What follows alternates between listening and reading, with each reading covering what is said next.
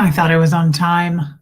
Good evening, everybody. I wondered if this was okay because this is kind of late for us, but it seems to be okay. There's people here. Hey, Martin, Mods, thank you for being here.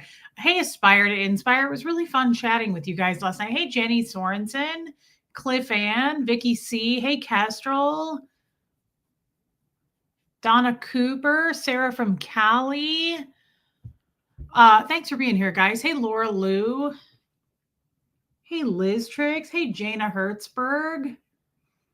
As you guys can see, that Fenny is happy to be here. Wisconsin Barb. Hey, Alana. I'm happy to see you, Alana. Hey, DS Kitty Diane. Angie Moe. Sherry Taylor. Danique Mass or Moss. I have not seen you in a long time. Good to see you, babe, and welcome in. Hey, Trixie. Hey, Joanne Holly, Moozy, Jenny, Honey Lou, welcome. Hey, Renee B, Heather Landau. I am too, Heather. That made me sad. Guys, I got a sunburn today. Puka Vista. Hey, Chex. Hey, Iwa, Annette Faber, Tina Mays. Hey, Peggy Collins. I got sunburned today, like again. And hey, Dee. Hey, Carolyn Cotter. And then I washed my hair after that because I got so sweaty, like my head was all sweaty, and I was like, oh, I can't sleep like that. So I washed my hair, and then I went up to, hey, Kathy Burkhart, I went up to walk the dogs at my parents', and I got caught in a like hurricane. I'm not kidding. It was like blowing sideways. I was pissed. Hey, Pat Jonas, because I was like, I put all my makeup on and I did my hair and I put my product in my hair. And now it looks like this because it was soaked. Like I was soaking wet at my parents' house and I was soaked when I got home. So now my hair looks all stupid and I'm mad about it. Hey, Bohemian Luciferian Witch. Hey, Mama Smurf. Olga. Yeah, it's been a minute. Good to see you, babe. Hey, I am the Walrus. Michael Malloy, it was fun. I agree. And your Jack Nicholson impersonation was, hey, Noelle, good to see you, babe. So that's a bummer. Kim Leaf. Yeah, Kim Leaf, thank you for explaining that about your flaps, girl. That was, yeah, Jenny, it was some crazy wind.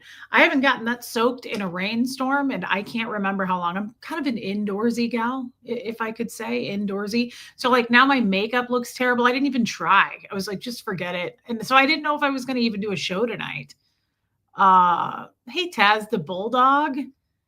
I was feeling that ugly. I was like, now my hair looks really bad. Like, and I'm weird about that. I don't want to wash it again.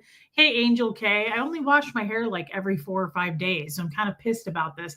I might do that. Remember that beach waiver thing? I might do that. I have a birthday party to go to tomorrow for my nephew, and I may do it when I get home. Rain, no, girl. And we haven't, we're just doing manipulative roll call. Thanks, Kestrel. I feel like that's insulting. That's like when people say you look tired. You look natural. It's a natural look. That reminds me of Schitt's Creek when the dad says that. He's like, you're looking so natural. Leslie Mosley. Robin W. Yeah, girl. I get it. Manipulation station. Linda Perales. Hey, babe. Look, it's Donna Cooper.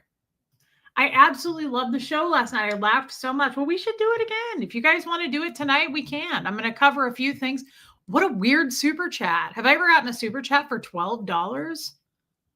I've never gotten a super. Remember that one time that we did super? It was back in Kansas City a long time ago, and people were doing like random. I didn't know you could do random super chats. Remember, people were giving me like $2.39. You guys remember that? It was so weird. I've never gotten a $12 super chat. Donna, you're the first, girl. Thank you so much. I can't believe it because I'm so grifty and so natural, like the chillest. Thank you for that, babe, and I appreciate it. Muffet Lou, walking the dog should appear, but relatable. Reese and all of her chat here. Love you too, Muffet Lou, always. Me too, I am the walrus. Hey, Tiffinisms, thanks for becoming a member, you little angel. Tiny little angel birdwing. Hey, Eric Levitt. Thanks for manipulating me by calling out my name. I hope you feel manipulated. Like, I hope that was enough. Let me know, Olga. I can always kind of try to do a little bit more OT powers on you, girl. You feel like the Tiny Jesus song has been neglected? Bleep, bleep, bleep, bleep, bleep, bleep. Put him in your pocket. Bleep, bleep, bleep, bleep, bleep, bleep, bleep. Hey, Lemster.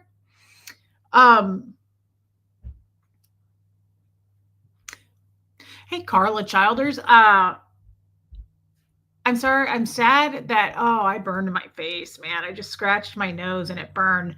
I'm sad, what? That I have yet to see a tiny Jesus in the wind. Oh, in the wild. Do I need new glasses? I just said in the, I've seen them. Well, they say I faked it, but I really did see them in that plant. But they say that I planted them in the plant. Would that make me a plant? Let's move on. Taz, I think it's amazing that you say hello to everyone. You are a sweet girl. Well, thank you, Taz. I have been doing it for quite some time now. And Cliff Ann, yes, girl. Taz is so cute. Taz, it took me a few days, but that was just hey, shards of words. That was just a thing, Taz. When I first started my channel, I just got so excited seeing everybody. I plant plants, Lumen. I got so excited to see everyone that it was just a daily occurrence. I was like, hey, hey, hey, look who's here. And it just caught on. And it was a natural thing for me. And I know that Taz, quite honestly, hey, Elizabeth Vigil, some people hate it. And they'll either skip roll call, they'll come in like in the first 30 minutes, or they just leave my channel, but they leave like a horrible Phineas. What do you know, boy? Come here. Ow, ow, ow, ow. Ooh, ooh, sunburn, Finn. Sunburn? Sunburn. What are you doing? This is awkward. Hey, Ann, Finn, you went too far back, brother. You're too far in the back and it hurts. Oh, my lips. Okay. What was I saying? Oh, yeah. We've been doing roll call for, oh my God. Okay. So I guess we're just going to balance like this because I'm scared to move. I'm afraid. Hey, Rachel, Finn, can you pick a different spot, bro? Here, let's do that. Thank you so much. Thank you. No, it's no problem. I'll just get stitches. Hey, Carrie Wilson, why would you think that hurt? It was a very natural thing. Roll call and just greeting everybody, and it stuck. And some people started doing it after me. I'm told. I don't know for sure, but I was told that. And then some people said, I love your channel, but I can't watch it because I hate roll call. So the point of the teaching a man to fish here, Taz, is that you can't please every single raccoon that's going to cross your path, but we really do try. Hey, Just Julia. No, you cannot, Jenny, and I don't even try anymore. Let's talk for a minute. Let's talk about our life. I want to talk about some things. I have to get it out. God, why did I put lip gloss on? That was a mistake.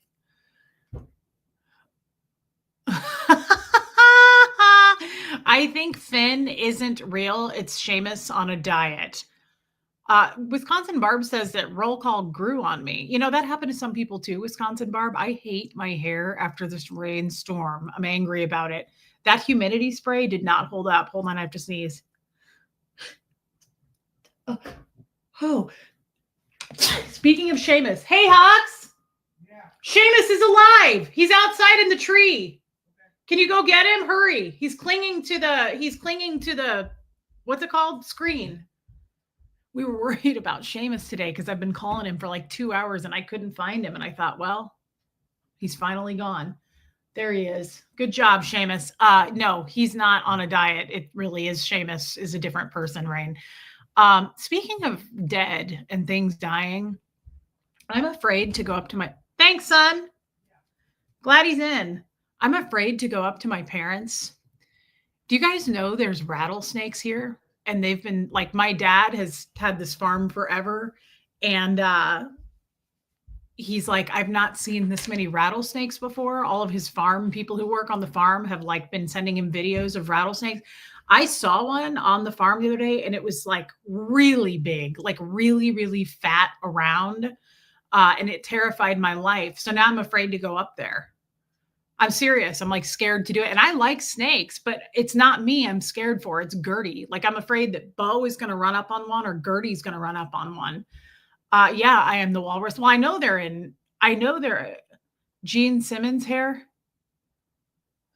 It's bad, Kestrel. When you get my hair wet like that from the humidity. So I'm just trying to make it more, you Kestrel, I like volume. I don't know, Lumen, but it's weird. Yeah, Taz the Bulldog, you're a neighbor of mine. It's freaking me. What are you doing?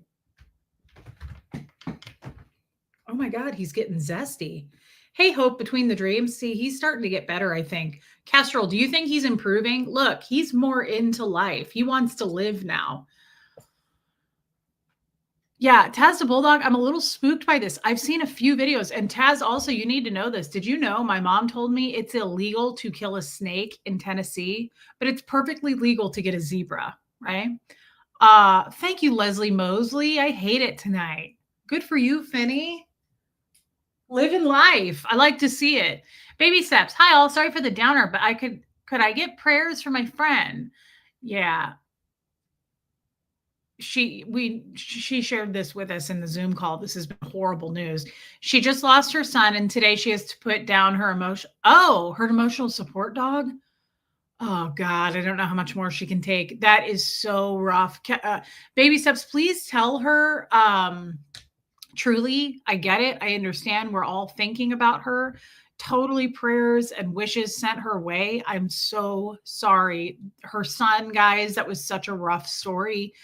I understand losing an animal and a family member in a few short days within, right? And I'm sorry. Baby steps, please pass that on to her. If it's appropriate, I would appreciate that. And I'm so sorry. And thank you for your super chat. That's horrible. Makes me really sad for her. I can't really even imagine it. But yeah, no, that's crazy, Rain. Kestrel, look at him.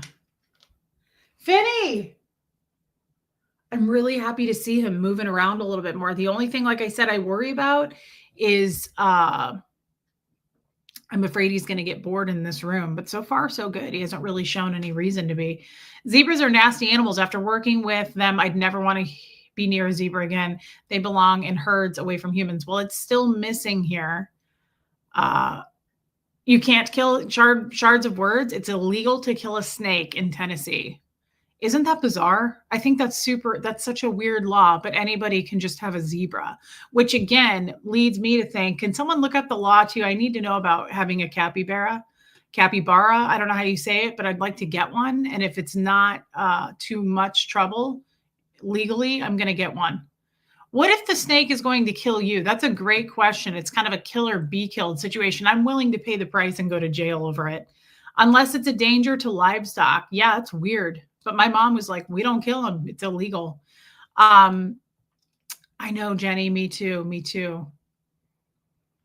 I know, shards of words. It's so weird. Everybody has been asking about you. Teresa, I am so happy to see you. I don't know how to get a hold of you because I've thought about you too. I thought about you a lot last week and I thought, where has she been? And I wish I knew how to get a hold of her. Been having some tough physical weeks lately, so I haven't been up for connecting. I'm past the halfway point on chemo now, and the nausea, weakness, and lightheadedness is no joke. I am so sorry. I've been wondering about that. I know because, like I said, my dad is going through chemo, and it is no joke. Teresa, I love you. The chat loves you, and I'm so happy to see you. And I know that you're having a rough time. I could feel that even from here. I've just had a feeling, and just check in when you can. We think about you. Somebody asked about you last night. I saw it in the chat. They said, has anybody heard from Teresa? It might have been Lori Lee. It might have been Lisa Kelson. I can't remember, but one of them said that. And we love you, Teresa. And don't feel like you have to be here, but it is nice to see you, and just, we love you. We love you a lot. I mean that.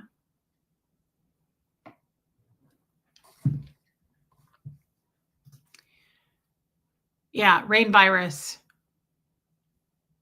And it is legal to have a capybara in Tennessee. Okay, well, I'm gonna put one on my Amazon wish list. Just whoever wants to get it. That's great. I've been they're sending love and light. Yes, Rain. We have. A lot of us have asked about you, Teresa. Thank you guys.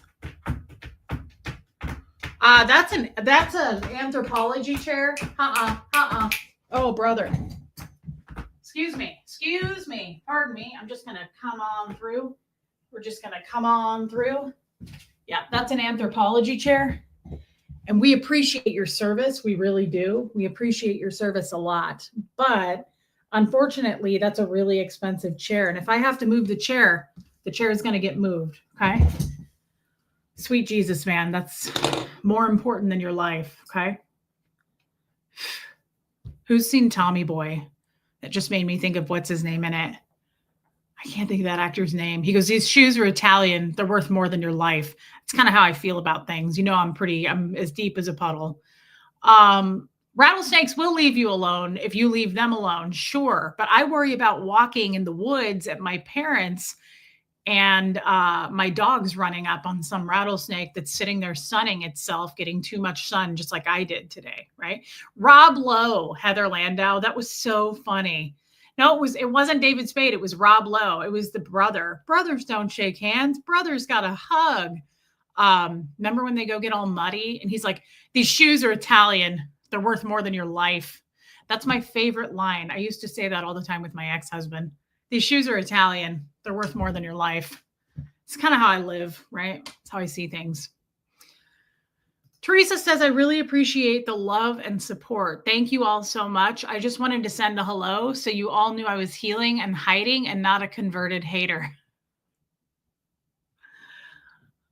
Mandy Harper, I do watch on replay sometimes. Babe, just check in when you can. This is not a priority for you in your life right now, but know that we love you. We're here. We're happy to see you when you do come in. That's all. I really love you though, Teresa, and we are rooting for you all the time. Fat guy in a little coat. So Finn, I think, might have like liquid shit. What does that mean? It sounded like it anyway. Kestrel, what does that mean when a cat has liquid mud butt? He did age well, Rain. He's pretty hot. Baby steps. On a happier note, hey, old Charlie. My daughter got to feed a capybara when she was in Japan. Are they in Japan? Reese, I will. Oh yeah, that's liquid. Hey, my lawyer friend Denise. What does that mean, Kestrel? Should I scale back on the lysine? I give it to him every day. Oh, that stinks. Hey, Gaslit. Reese, I will email you pics and the story about it if you want. I would love that, baby steps. That's amazing. I really want to get one. Ask her about it. See if there's anything I can do to ship one to my home. Ooh. Hey, Nicole Hazelmiller, and thank you for your super chat. It's pretty bad, Rain. What does that mean when a cat has... I have not fed him anything new. No. Guys, I don't want to make everybody sad here, but I want to point out, hey, Wilford Harry, I want to point out that Finn very well may be still, this could be a hospice situation. I don't, Joyce Drager. Reese on a homicidal rampage. Italian shoes leave evidence prints tonight at 9. Reese flips out over anthropology chair. I want one, Lori Lee. This could still be a hospice situation. Like, I don't want to make everybody sad. Okay, Kestrel. I don't want to, hey, Mags. I don't want to make everybody sad, and that's not the point of the show, but it's got nothing to do with any symptoms or anything like that. I don't feel 100% like he's getting better. He's definitely got more energy. He sleeps all the time now. He's not having to defend himself. He's not having to eat rocks. He's in a happy place. Thank you, Jennifer Ogle. Hey, Kay Thompson. Okay, thank you, Kay Thompson. Heather Landau. But I'm just trying to think about it in a positive way. Yeah, Rain, that we extended his life no matter what. You know, everybody helped with that. People sent food, treats, things like that.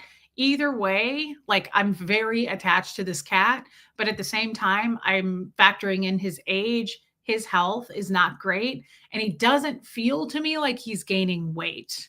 He still feels pretty thin. So, yeah, he's either way, Lady O, he has a better quality of life. So that's the way I'm. What are you doing, Finny? Look, he's never been this lively. Come here, bud. What are you doing? Come here. Like his hip bones are sticking out. I can see them from here. Phineas, what are you up to? How come you're mud butting? Why are you shitting liquid? I mean, I like to see him curious like this. Hey, Laker dog. Damn, your cat is 22. Relatable Reese yells at all those who haven't reported back in several weeks tonight at 11. He should gain weight slowly. It's only been 3-ish weeks. Yeah, maybe there's a bug he sees, Cali Blue, too. I agree, Kestrel. Like, I didn't expect miracles here, but either way, guys, I do this. I do this a lot in my daily life. I don't know if this is a Scientology thing. I don't know if it's a cancer thing. I don't know if it's a woman thing. I factor in the worst possible scenario and I do it a lot. And I don't know if you guys do it, but I always kind of assume the worst and prepare for it. And that way I'm not going to be like majorly let down. And I do that in my relationships more than anything I can think of. I imagine when he's going to leave, when it's going to be over, when it's all going to be said and done. Like I always project the future there, like for the worst. And so, yeah, Robin W. And so with Finn, and I have to be honest, it kind of helps. It's something that helps me because if something does happen that's bad, I don't know, it kind of feels like hey, true to it. It looks like a lot of you do that too, you're saying. I don't know that that's the worst thing, and I don't know that that makes us downers or pessimists, to be honest, guys. Yeah, Liz says, I do that as well, so I'm prepared if I need to be. It's usually anxiety, says Jenny. The thing is, it works for me. Sounds like you're talking about me, Reese, says Muffet Lou. Hope between the dreams, I do it too. So a lot of us ladies do that, and I haven't seen a guy say it yet, but I'm sure men do it too. It's a survival instinct. I do the same.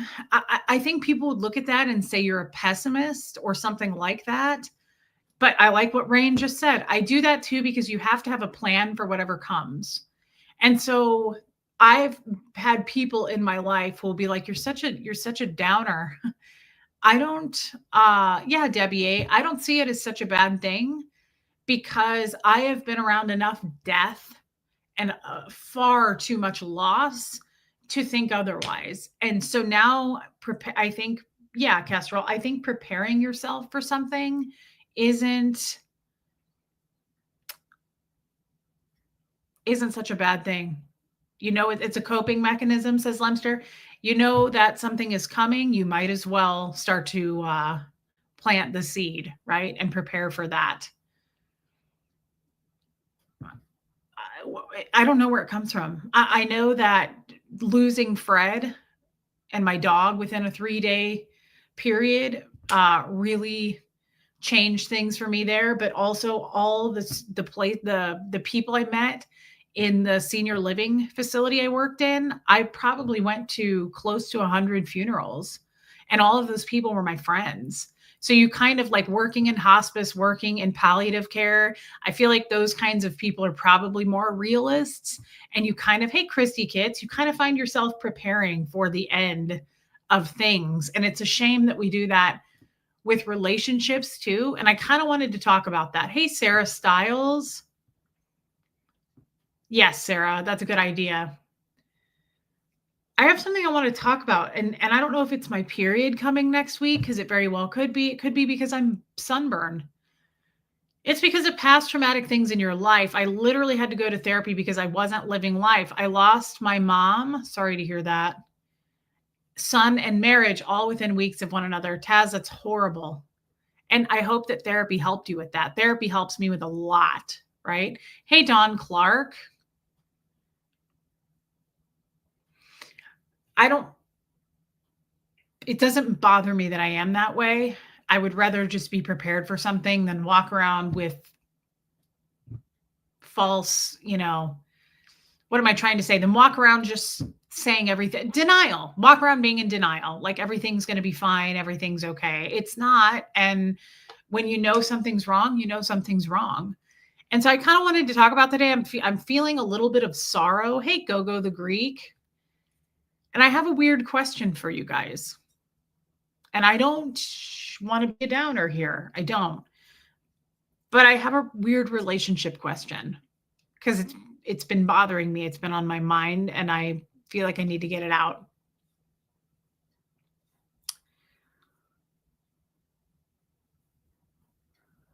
We talked last week a little bit about like why I'm still so stuck on the breakup with Tommy and I'm not on the breakup with Jeff. Do you guys remember that conversation? I was like, why am I not obsessing about the Jeff thing? Why am I not? And I promise, guys, I won't stay on this topic long. I realize not a lot of you want to talk about this, but I just have to get it out because it's been bothering me just like in the last 24 hours. Why do I feel good one. You mourned Jeff for years, says Robin W. That's a great point. See, this is why I brought this up. That's a good enough answer right there. You mourned Jeff for years. Really?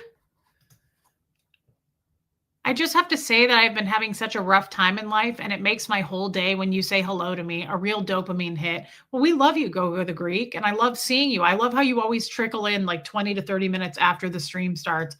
Thank you for being here. I'm so happy that helps you. I think that's why it shocks me when people hate roll call, because working in senior living, hey, Barbara Waite, people who live to 100, they did a study on this. And I remember this study working there. The people who lived the longest, you know why? It was socialization, being seen and being heard, relationships. So you know what, Vicki Andrews? Hey, babe.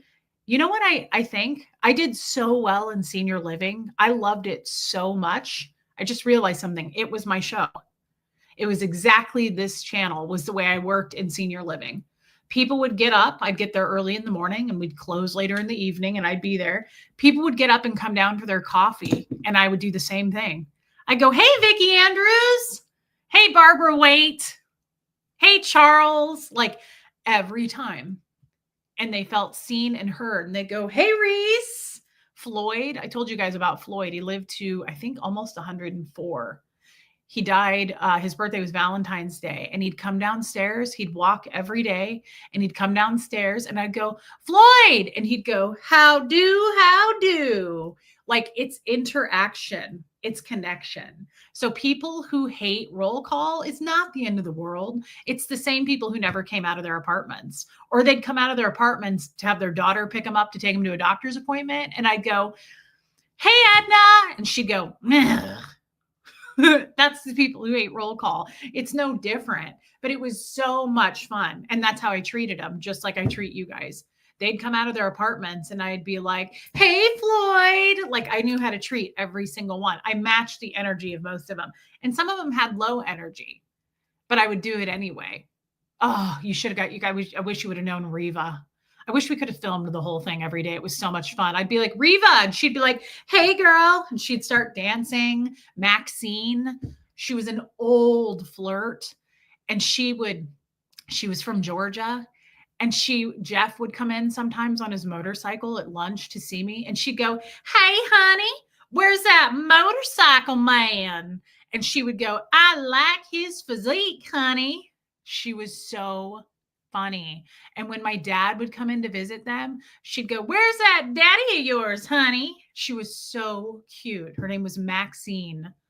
And so that's what this is. That's what this show is every day. It's showing up and it's feeling seen and heard. So I get the people who hate roll call. Hey, original Anne, but that is the energy. I felt it. I felt seen and heard by them, and they loved being seen and heard by me. And they relied on it. I mean, they would come downstairs. I would have Gertie with me, and they'd come down and pet Gertie and put her in their walker, and they'd walk around, and we'd go outside together, and I'd go take walks on my lunch break with them around the walking trail. And I would stay past close. I'd go sit in their apartments with them and get some carryout food, and we would all just sit, or we would all sit in the dining room together till dark. It was so much fun. But that was a true study that was done, people who live to 100, because it's all about socialization. It's all about being seen and heard. And it feels so good. It feels so good. Like Gogo the Greek said, it feels good. It's a dopamine hit to go, hey, you, like, and mean it. It's not, you can feel when somebody's fake, and there's nothing worse when somebody's fake about that. Like, hey, you, that's awful. But I never was like that. I was so excited to see them. I was so excited every day to see them. I had never had a job where I was so excited to go to work every day. I don't think I ever called in sick in all the years I worked there, ever, because I wanted to go to work. And it wasn't close to my house. It was like a 45-minute drive each way. And I did not care. I turned up the music really loud and I just drove there. And I was so excited. And of course, once I got with Fred, I was so excited to see him too, right? Like I got to go to work and see Fred every day till he moved in with me. I think I realized, hey, Sassy, I might be an old woman in a Reese's old folks home. It was so much fun. And, some of those people never had visitors. Some of those people, Viola, Sherry, Viola lived to be 102. Her birthday was November 4th. I think she lived to be 102. And she had 4 or 5 kids, and they never once came to see her. One lived in Kentucky, like one lived in Alabama, one lived in Florida, like one of them died. Never once came to see her. So I would go get Cracker Barrel carryout and go sit up in her apartment with her. And she was so cute. And she loved Gertie. And she'd go, Reese, and sometimes she'd forget to put her teeth in. And she'd go, Reese, I had 3 husbands and I didn't kill any of them. And I was like, okay, well, just the sheer fact that you're trying to say that you didn't means that you did, Viola. But I bet they deserved it. And I'm not going to say anything about it. But we know that you did. So don't try to say you didn't, right? Baby steps, because you never saw in Jeff what you hoped for in Tommy. It dashed your hope that bloomed. Sadly, that's probably true. I don't know what's going on with me. Thank you for your super chat as always, Baby Steps. Maybe because you were done with Jeff long before you left, probably, like Robin W. said, or how he affected Hux being under the same roof made you more strong in your convictions. Probably so, Debbie. Yeah, that can happen too, Muffet Lou.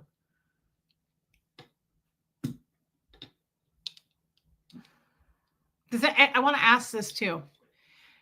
There's more females in the chat than men right now, but you didn't love Jeff. True to it. Bingo. Probably. By the time it was all said and done, I really, really had let go of loving Jeff so much. Does anybody else reflect on relationships and go, why did I like that one more than that one? Does anybody do this? Why am I struggling sometimes when I think about this?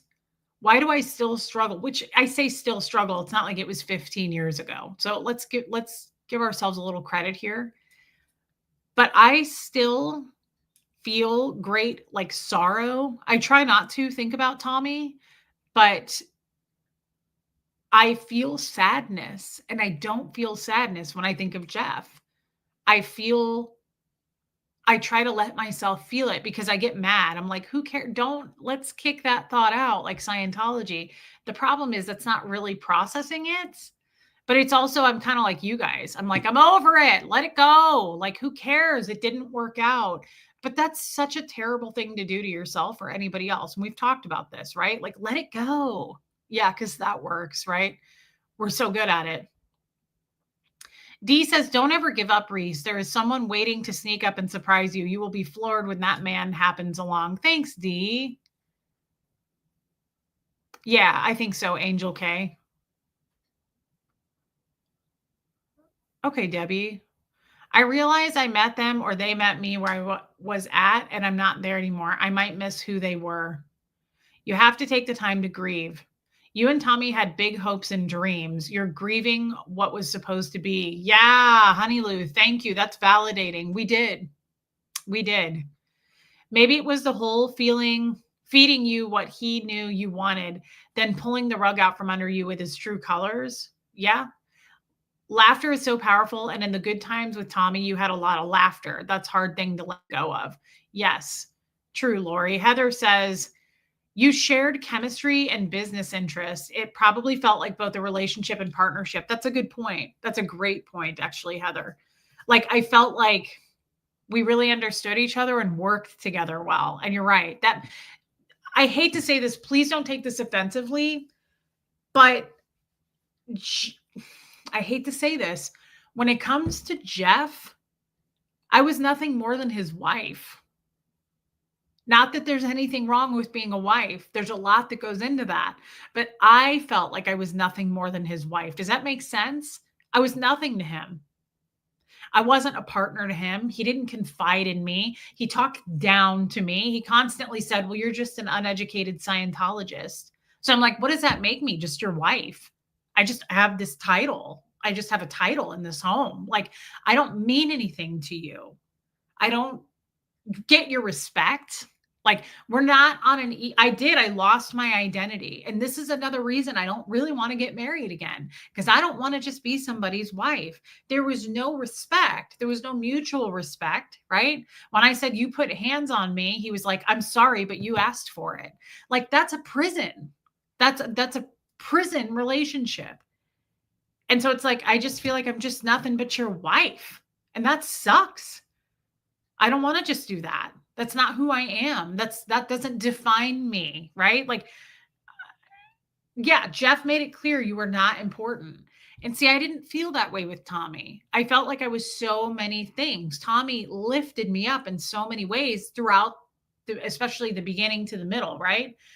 And so Tommy would say, like, I love where you're going to be in several more years. And I love where you've come now. And I love that you've made it to here. He recognized things in me and he validated those things. Jeff never once did that.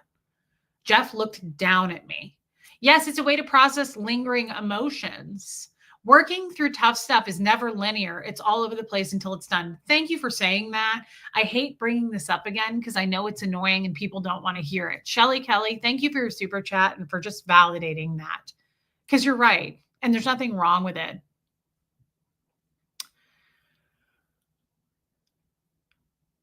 Yeah, Sassy. And this too. Yes, Heather Lando, that's true too. Thanks, Linda Perales. Did you and Jeff have any big hopes and dreams? No, not at all. It was all about Jeff. And he was a jester and a mason. And it was just, I was going to those parties for him. So it was like, put on the dress I bought you. We're going to another black tied Masonic event. That's all our marriage became, was just like, we're going to St. Louis next weekend. We got the hotel booked, get the house sitter. I got the Masonic. We have the Masonic thing. I have the home board. I have this. I have that. It was just me get dressed up, look really pretty, and we're going to walk around a room and I'm going to go, this is my wife. And all the other wives are 35 years older than you. That's what it became. And to be honest, I didn't mind it in the moment because I like getting dressed up. I like going to parties. I like doing that stuff. But after a while, I started to look around and observe and go, oh, I could be anybody. This is, again, I'm just the wife. I remember this jester guy. He was a jester at a Masonic event and he came up at the punch bowl or whatever. And he came up to Jeff and he was like, this is your wife? And I didn't know he was a jester at the time. Jeff told me after the conversation and he goes, yeah, this is Reese. And he looked me up and down. He was like, perfect. He was like, that's great. Good job, Jeff. He was like, nice choice. Good job. And when he walked away, Jeff was like, he's a jester in St. Louis. And I was like, he's an asshole is what he is. He just looked at me like I was a purebred dog that you picked out, right? Like, I like its gait. Good job. That's a great standard poodle. I like the look. Great color. I like the brindle. Like it was so gross. Like I was an object. I hate to say this, but Tommy burnt you, and that's much harder to deal with. Always asking yourself what you did wrong. That is what's going through my head a lot. What did I do wrong? Right. Hey, dreaming of blue skies and sandy beaches. You were his showpiece, right? Jeff used you to fill a job position. It could have been anyone. And see, Tommy wasn't like that at all. These are two totally different men. So I clearly don't have a type, right? It was a show then with Jeff. Tommy brought the hope of more depth. Yes. Yes. That is so true. It was just, I have to blow my nose. Hold on. Too much cat hair in here.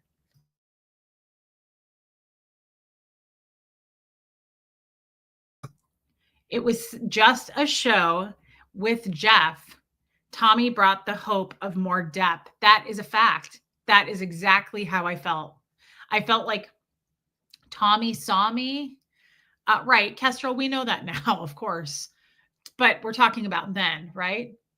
And Robin, you're right. But when I felt like Tommy actually saw me and treated me more like a person, like he saw things in me, I realize that's manipulation now, right? I'm not saying I don't. I'm not mopey about this. I'm not like, no, it's just me working through it. Please understand that I'm not. I know where I'm in present time. Okay. It's just identifying my feelings. And sometimes it helps to sort this stuff out so that you kind of go, oh, yeah, well, you know me. I mean, this is a verbal journal for me all the time. I see it for what it is, and then I feel better about it.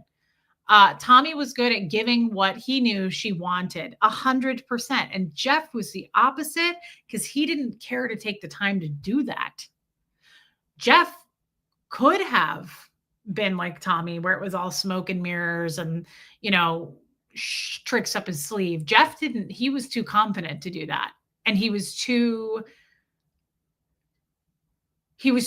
egotistical that Jeff once said to me, hey, Professor Kakan, Jeff once said to me, it's an honor to be with me. No joke. Martin, this is the topic. We're just kind of going all over the place. Jeff said to me, it's an honor to be on the arm of a jester. Like the jester, the most best professional, like the top of the food chain men. It's a big deal. And it's an honor. Like you should feel honored. So he didn't even take the time. Yes, hope between the dreams. He didn't even take the time to pretend and like try to catch me, right? Like he was too good for that. It was like, oh, it's a big deal that you're walking around with me. For sure. He said that. He said that to me. Yeah, totally, Kestrel. It is gross, Lemster. Absolutely, Robin. I agree with that. That automatically makes you a less than in his eyes. Ouch. How did I not laugh? I laughed every time. Sarah from Cali. Jeff would get so pissed at me. Hey, Marie Marion, because I would laugh when he would say that. He'd be like, do you know how big of a deal this is that like you're in with a jester? I would be like, no, please tell me what a big deal it is. Like I laughed every time and he'd be like, it's not funny. And I was like, no, it's not.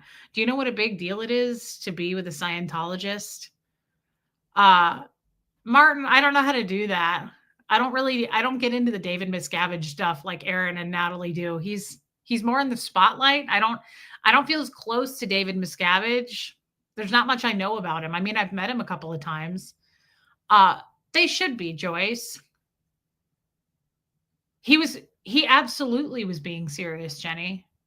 Hey, Topsy. Silva Larson says, I think you missed the person you imagined him to be. Turns out he wasn't. Yes. Yeah. And I think we talked about this last week and it's the truth. Jeff didn't pretend who he was. Jeff just flat out said, like, I'm a big deal. And by association, like, you should feel incredible that you're with me. Like, He didn't have a problem swinging his dick far and wide. Tommy was kind of the opposite. He pretended to be a little bit more humble, right? Like he was like, uh, I can't. I don't know how to do I don't pay attention to David Miscavige that much. I don't know how to do his voice and mannerisms. I mean, he's very serious, and when he was at events, he'd put his hands on the podium like this, and he'd be like, "And furthermore, blah blah blah blah." He projected hardcore, but I mean, he's not funny to me. There's nothing I could do that's funny. I'm the cellist. Yes. Yes. Absolutely, Kestrel. And I agree with this. Hey, Lisa Kelson.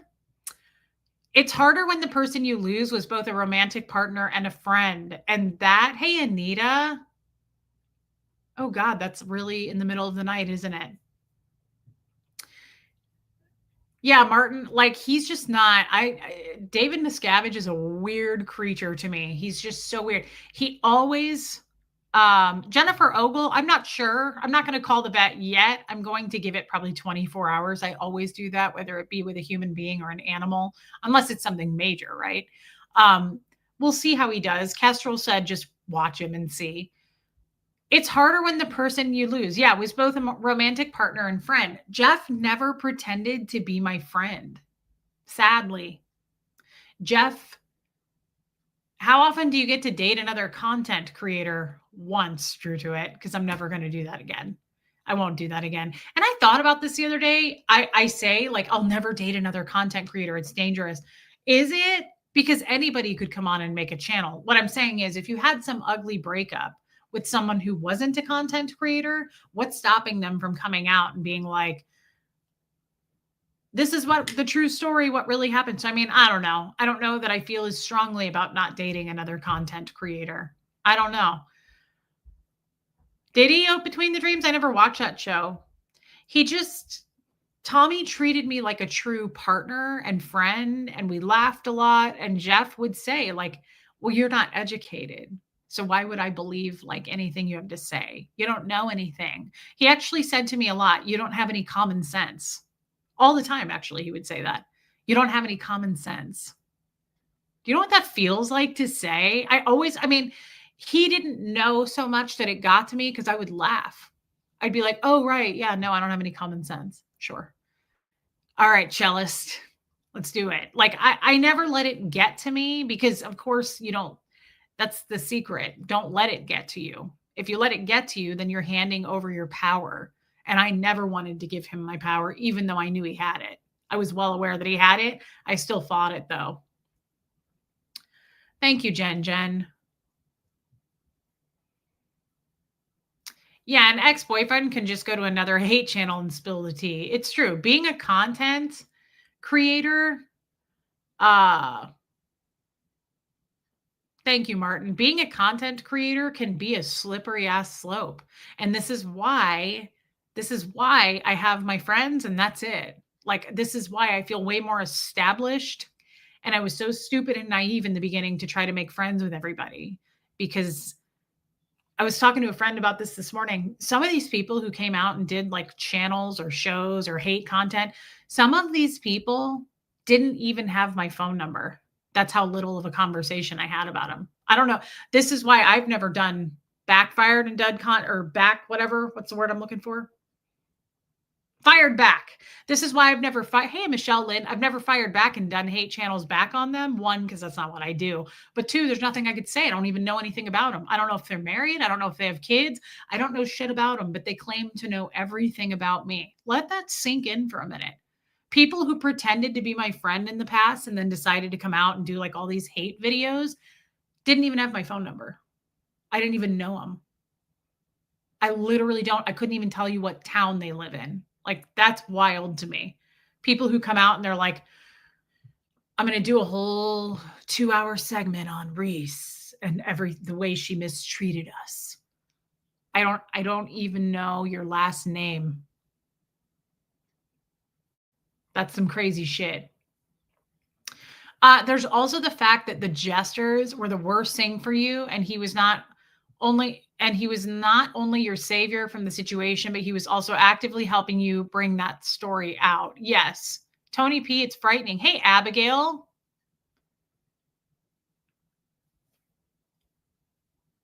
Like a character. Oh, I see what you're saying.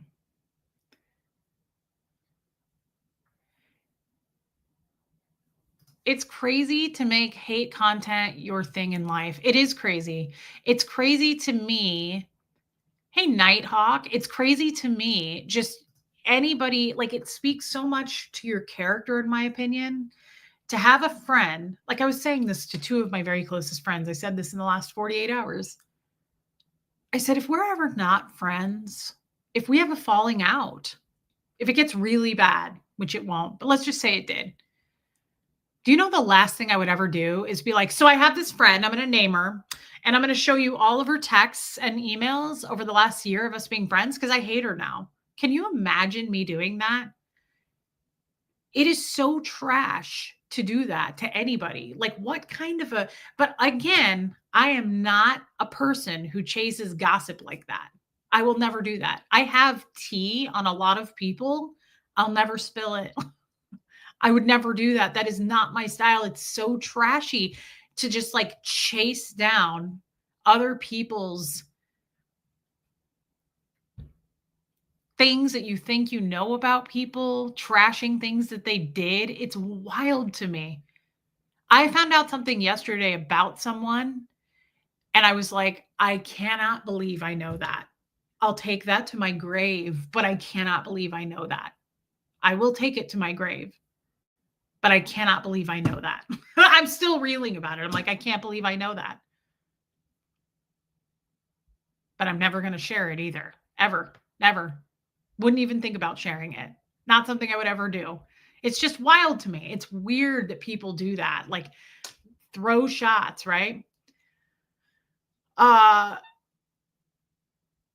I don't know, Honey Lou. I don't know. It's really strange. I just don't think that I think life is hard enough, and it's weird to me to be like, I'm gonna go do a trashing video on you. I just it's a rough position to be in, and it speaks so much more to your character than it ever will mine, right? And we don't I mean, I don't have anything to say about haters anyway right now. Like, things are quiet that I know of, and even if they get loud again, I'm not going to pay attention to it. So it really makes no difference.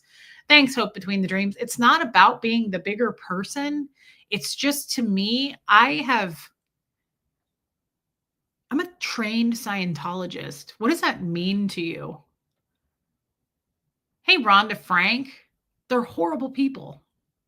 They learn a lot of bad tactics and traits, and their character can be shit. And I did that to people for a long time. I have no interest in hurting people. When I say that, I mean that. I have hurt people. I know all the like fair game and ethics ways to get people to do things and manipulate and be mean. And of course, I can use that, but I don't want to. What does that say about me? I don't want to. I don't want to hurt people. It's hard enough. And I have been I guess, a little bit of like a soldier for Scientology for so long. I have my own voice now. I don't want to do that. It was never my style, and it was never organic for me to begin with. And now that I have a choice, I'm not into it. I can't believe how many non-Scientologists out there act like Scientologists. Maybe it isn't a Scientology thing. Hey, Heather Carr, you know what I mean? Because looking at some of the other people out there that use such hateful tactics that were never in Scientology, it's kind of wild to me. It's like, wow, that's very Scientological. Yeah, Tony P.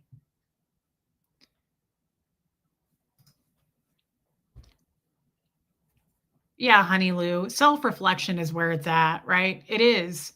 You're never going to grow attacking other people. Pointing the finger to make yourself sleep better at night, you're never going to grow. You'll never experience growth doing that. It doesn't help, right? Yeah, Topsy. How did you imagine the outside being in? Like a danger zone. They tell us it's dangerous. Hey, Dawn, what did you think we wogs, which I don't use that word, Martin. I mean, it was a huge word in Scientology, but I'm told that's a very offensive word, so I don't use it.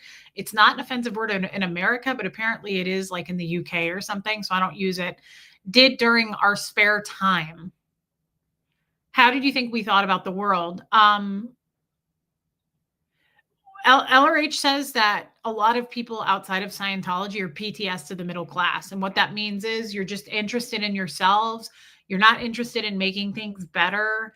And you're interested in just things, money, cars, very materialistic. You're very into the messed universe. Messed means matter, energy, space, and time. That's what we thought of people in the outside world, and that you guys are just swimming through the mud. And most of you are on psychiatric medications. So we were told big time not to trust people in the outside world of Scientology because everybody's walking around on Prozac, and that's super dangerous. That's what we were told.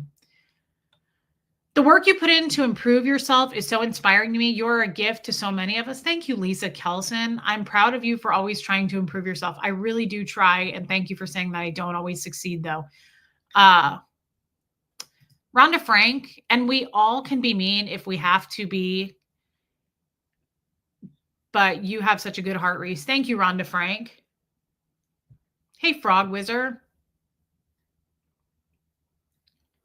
There's a ton of selfish people out there, Tony P. I figured that, Rhonda Frank. I kind of put it together. Yeah.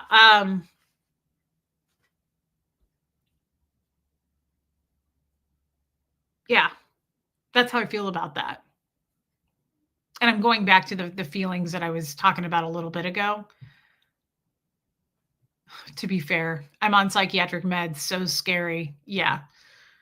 Well, I have very different thoughts and feelings about that now too. Psychiatric medications. I Topsy, exactly. Hey, Dr. MLS. Yeah, I definitely think differently about psychiatric medications. I would not want to be on them. I'm not at a place where I would want to be prescribed first. I would want to try to work in like therapy really hard if I felt like I needed to be on something. But I absolutely do believe the opposite of everything we were told now. So I'm sure there is such a thing as an imbalance. And I do also have close friends that are on medications prescribed by psychiatrists, and it's saved their lives. It's helped them.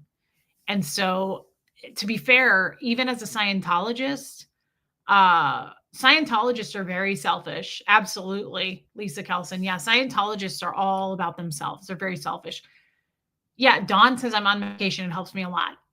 To be fair, even when I was in Scientology and I would work in the outside world and people were on psychiatric drugs, right? Like I would know that because I worked for doctors. So I would have to get people's med lists and stuff. Sweet Pea the Sailor Dog. I'm glad that it's saving you and helping you. People would always give me their lists and they would say things like lorazepam or Xanax or Prozac, any of those things. I never judged that. I knew it was the devil. I knew it because I was told that. But I always kind of had this idea, like, if it's so bad, why do so many people say it helps them? Now, the side effects are, right? Suicidal thoughts, thoughts of harming others, thoughts of harming yourself. I believe those are side effects. That freaks me out. It does. But I also know that I have spoken to way more people who've said, I wouldn't be here without this medication. So I always thought about that in my own mind. Of course, I never said that out loud, but I thought if it works for them, who am I? It's kind of like you love who you love. And I don't want to get into this. It's very controversial, right? But like same-sex marriage, any of that stuff was highly frowned upon in Scientology. I always thought, why? I thought for myself all the time there. I thought, why? What? It's not hurting me. Like, what does it matter if you're on Prozac? I'm not supposed to be your friend. We're not supposed to be friends with people who take those drugs. It's serious shit. And I always thought, why? It helps. It helps them. Like, I don't live with them. I'm not their doctor. Like, who am I to judge that? I never was that kind of a Scientologist. I always thought that was really weird. Doug and Brenda wanted Huxley to go to the Scientology school in Kansas City, and they were happy to pay for it, right? It was $1,000 a month. They were begging me to put him in that school. And I said to them every month, they were like, we'll pay for it. We'll pay. I'm sorry, I have cat hair flying into my eyes. We'll pay for it. We'll pay for it. We'll pay for it. And I was like, but he likes his school. And I want him in a public school. I like, the diversity, right? He's learning subjects that he's not going to learn there. Of course, D. And their biggest thing is they were like, he's going to get stabbed. There's going to be a school shooting, anything like that, because of all the kids on Prozac. That was their biggest marketing tool. They would guilt trip me. They were flight attendants for guilt trips. Okay. They would say to me all the time, do you want your son in a school full of kids that are on Prozac? Do you want that? Really? I got reported for it. That I wouldn't put Huxley in a Scientology school, even though they offered all the solutions to pay for it, because obviously it was money for me. I was like, I can't afford $1,000 a month. And they were like, that's fine, we'll cover it. And I was like, well, I still don't want to do it. So they wrote reports on me for that because I wasn't doing what was the greatest good by putting him in a safe school, a safe environment where he would be free and okay. Because in the school he was in, he's around all kinds of little psycho kids on drugs. That's what I was told all the time. Do you know how many times I watched Industry of Death? Making a Killing, right?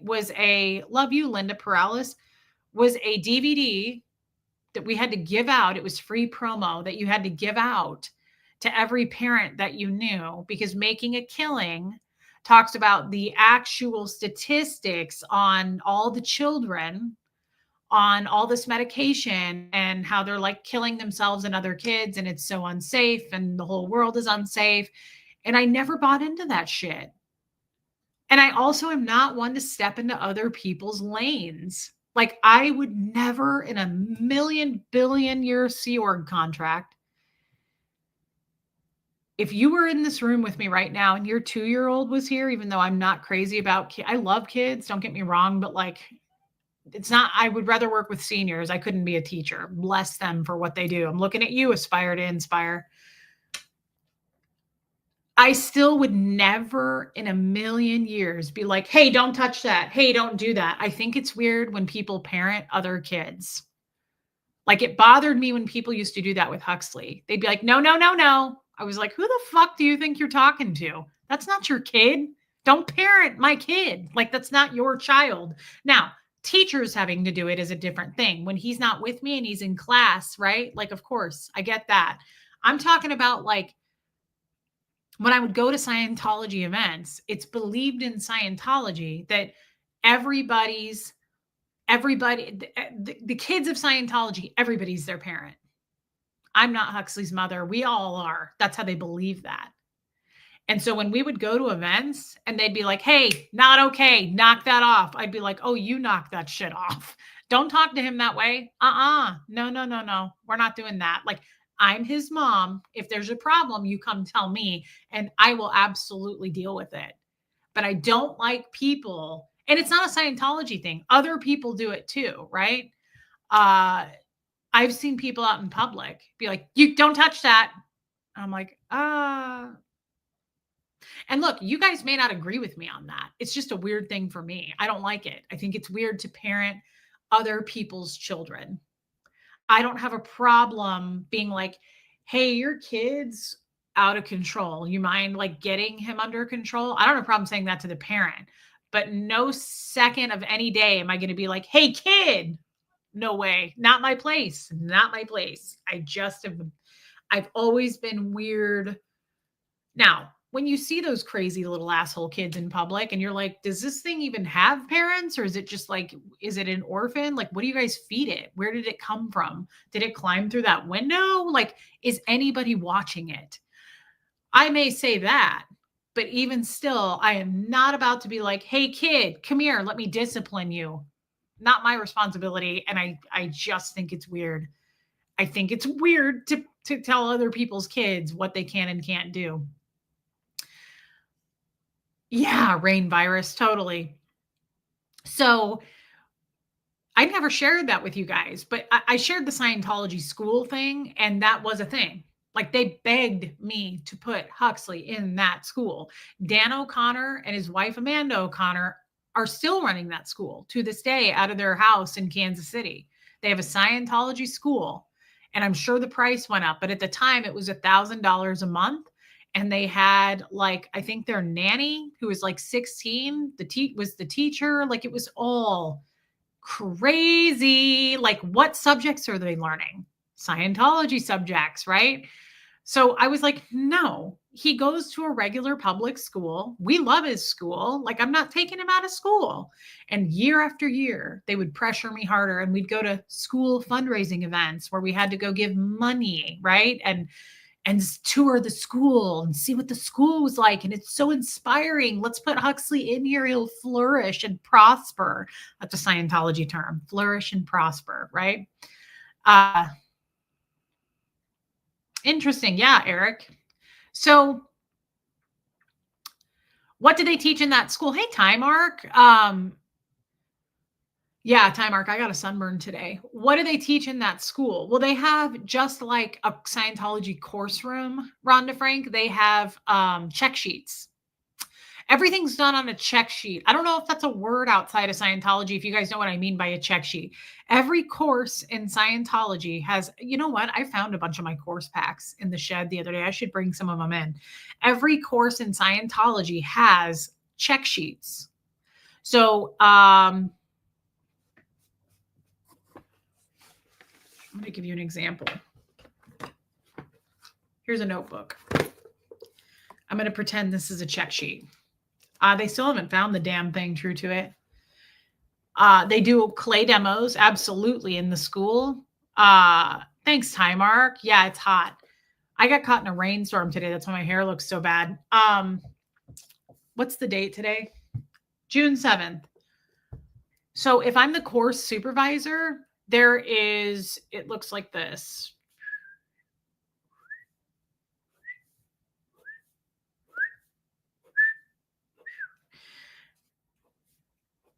All right. So these are all according to what L. Ron Hubbard wrote.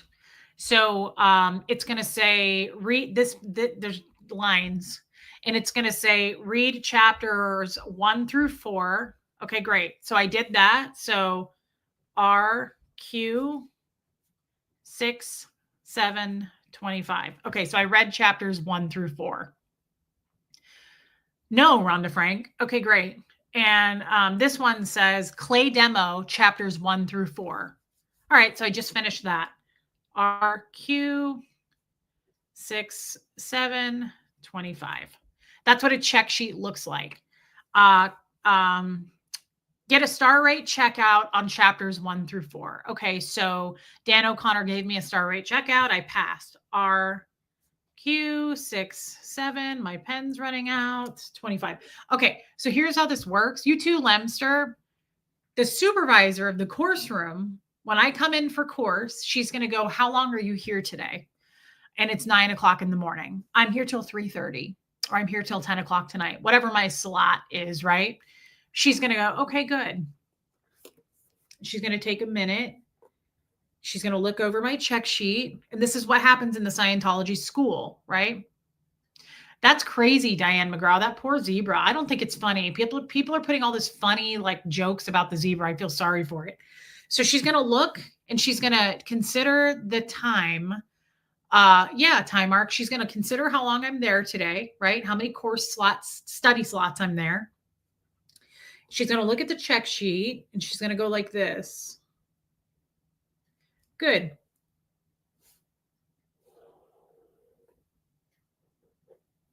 I just drew an arrow. 6, 7, 25. I just wrote by the arrow. And so she's going to give me a target. And I'm going to go, and I used to actually say this in my course studies. She'd give me that target and I'd go, whoa, that's steep. There's no way I'm going to get that done. There's no way I'm going to get that done. And she'll go, okay, well, let's go for it. Okay. You can do it. Let's start. Let's be fast about this. Get it done. Don't be significant about clearing words. Just get it done. Okay. That is the same thing Oh yeah, time mark. Everybody has to. That's the exact same thing. That's how a check sheet works. I'll go out to the shed and get my check sheets if you guys want to see them. That's the same thing that they do in the Scientology school. It's L. Ron Hubbard. Get it done. Get the Kestrel. Get what done, says Kestrel. All the things that are there. So it may say study chapters 6 through 9. Good. The next thing is going to say demo chapters 6 through 9. Then it's going to say get a star rate checkout on chapters 6 through 9. Then it's going to say listen to lectures 1 through 4 by L. Ron Hubbard from the St. Hill Special Briefing Course. Good. Then it's going to say get with a coach and work out in the other side of the course room these TRs. It's all of it. That's a huge amount of shit to get done in one day. And she'll give you a target. And you'll go, that's a lot. I'm not going to get all that done, right? Is that what Aaron would have done as a course room supervisor? 100%. That's exactly what Aaron did. That's exactly what Aaron did. He was a course room supervisor. So they give their targets, they give checkouts. They're not allowed to sit down. Okay, Rhonda, I'll go find them. What's the point of this? It's study. No, Martin, he didn't. It's study. It's studying. That's course. That's what we all do in Scientology day after day after day. That's what we're doing to go up the bridge. Was he a checklist manager? So no, that's not what you would call him. Aaron never gets to sit down. You're not allowed to sit unless they do a meter check. They can sit, but you're never allowed to sit down. They can't go to the bathroom unless they have another supervisor there where they can trade off. But my place, they didn't have that. Brenda was the only course soup. So they can't leave the course room. They can't go to the bathroom. They can't take a break. They can't sit down. It's very regimented and it's very serious. What does it do for you? Is it like reading the Bible? No. So let me give you an example. Here's the ethics book. Reese, I asked you this the other night. Are you using significant differently than us? What does it mean in Scientology, stress or anxiety? Okay, I don't know if I'm using it differently than you, but if you're a significant student, what that means is, all right. Oh, perfect. OW write-ups. I know it well. It has been long-standing knowledge in Scientology that in the presence of overts and withholds, no gains occur. Let's pretend that I didn't understand the definition of long-standing. But I think I do. And the supervisor comes over and goes, what does longstanding mean? And I go, like it's been going on for a long period of time.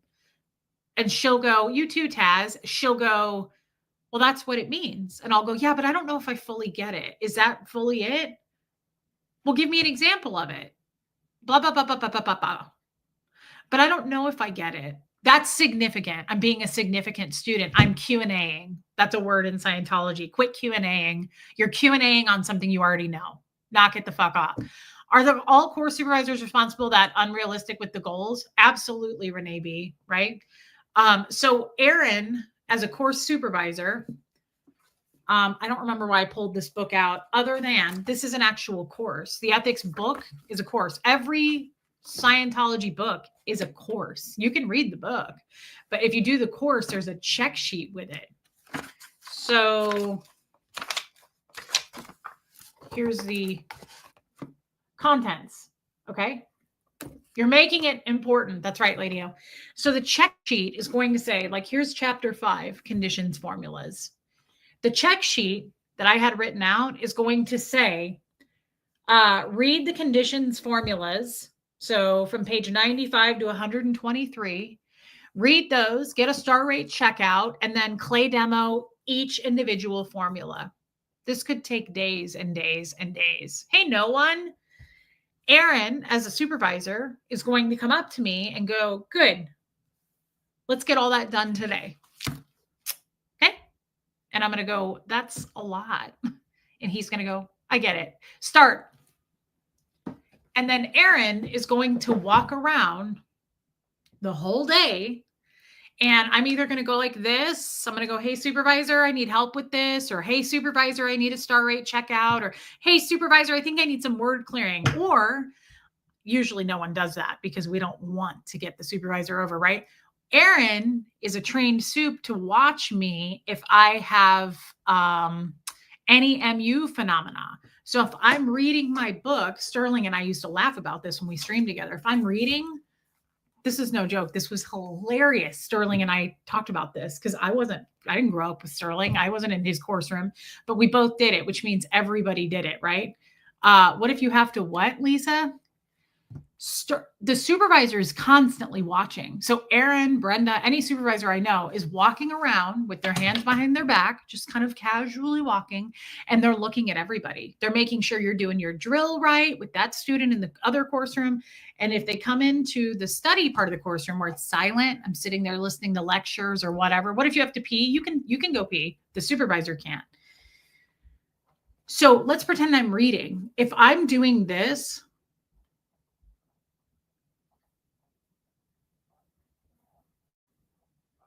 I look a little tired. Aaron's going to come over and go, what's going on? And he's going to do a soup two-way comm. Soup two-way comm. He's going to get in comm with me as the soup. So two-way communication. He's going to find out what's going on because he spotted that I have MU phenomena. So if do you know this? I bet you guys don't know this. This is why I don't like to study. This is why I won't go to school. I put way too much, like it's been drilled into me too hard. If you ever are a Scientologist, if anybody tonight and these 320 people in this crowd, let me give you a quick tip. If you're ever a Scientologist, don't ever, I don't care if you're on course. I don't care if you're standing there in a department of the org. Don't ever yawn. Yawn means you have a misunderstood word.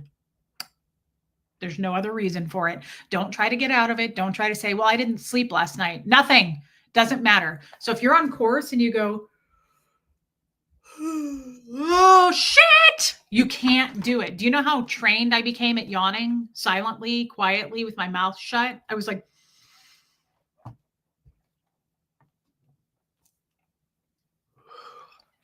it's a thing. Hey, Marissa Martin, right?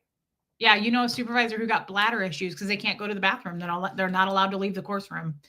So Sterling and I laughed about this because you have to look VGIs or at least GIs. VGIs is very good indicators. GIs is good indicators. BIs is bad indicators. And they're watching for that. They're scanning the course room, watching you for VGIs. So Sterling and I would laugh because we would sit there, like I would sit there all the time on course and I'd be like, oh.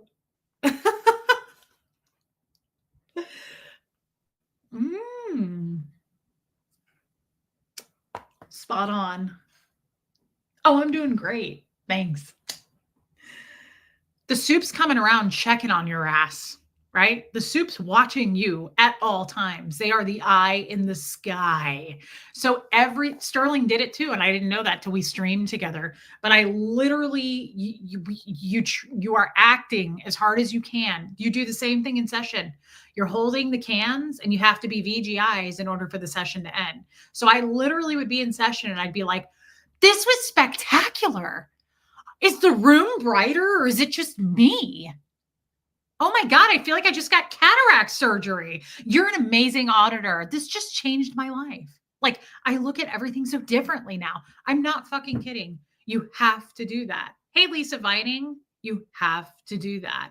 So this is one of the reasons I don't really like to read if I have to read something. I have a hard time with reading contracts. I have a hard time with all of that stuff because I get significant about it, but it's the same. I mean, I really did. Sterling was like, I did it too.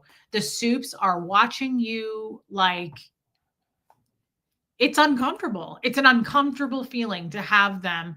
Does this explain all the actors in Scientology? I don't know, Topsy, but it is no joke.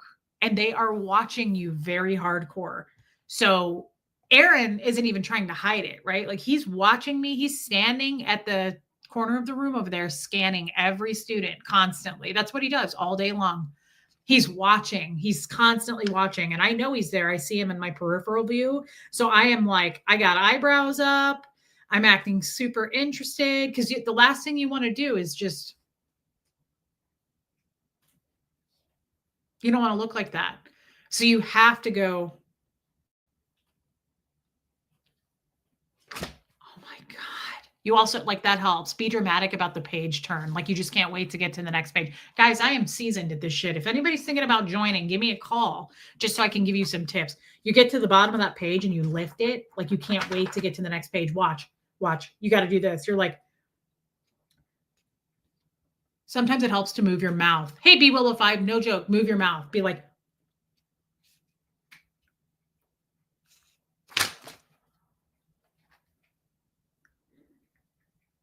you have to look super, super in to what you're doing. And it sucks because sometimes you don't digest it. And at that point, that's the point. This is why I don't want to go to school. This is why so many people, hey, Jenny Stout, are like, you should go back to school. You should get your GED. I can't. I have like major PTSD from that. I can't absorb information like you guys can. That's why I feel so stupid, because I get significant and I can't focus on the material. I can't be like just relaxed and reading something. Because if that happens, if you actually kind of do let your guard down and you start reading and you're a little bit relaxed and you're like, I'm going to chill out. Like, what's the worst that could happen if you're in the course room? So let's say you get real and you're just kind of like, oh, I got to get through this shit. Boring, boring, boring, boring. This guy is so full of himself. These are all medical terms. I don't understand a fucking word of this. If you actually do that, the supervisor is going to come over and go, hey, soup to a calm.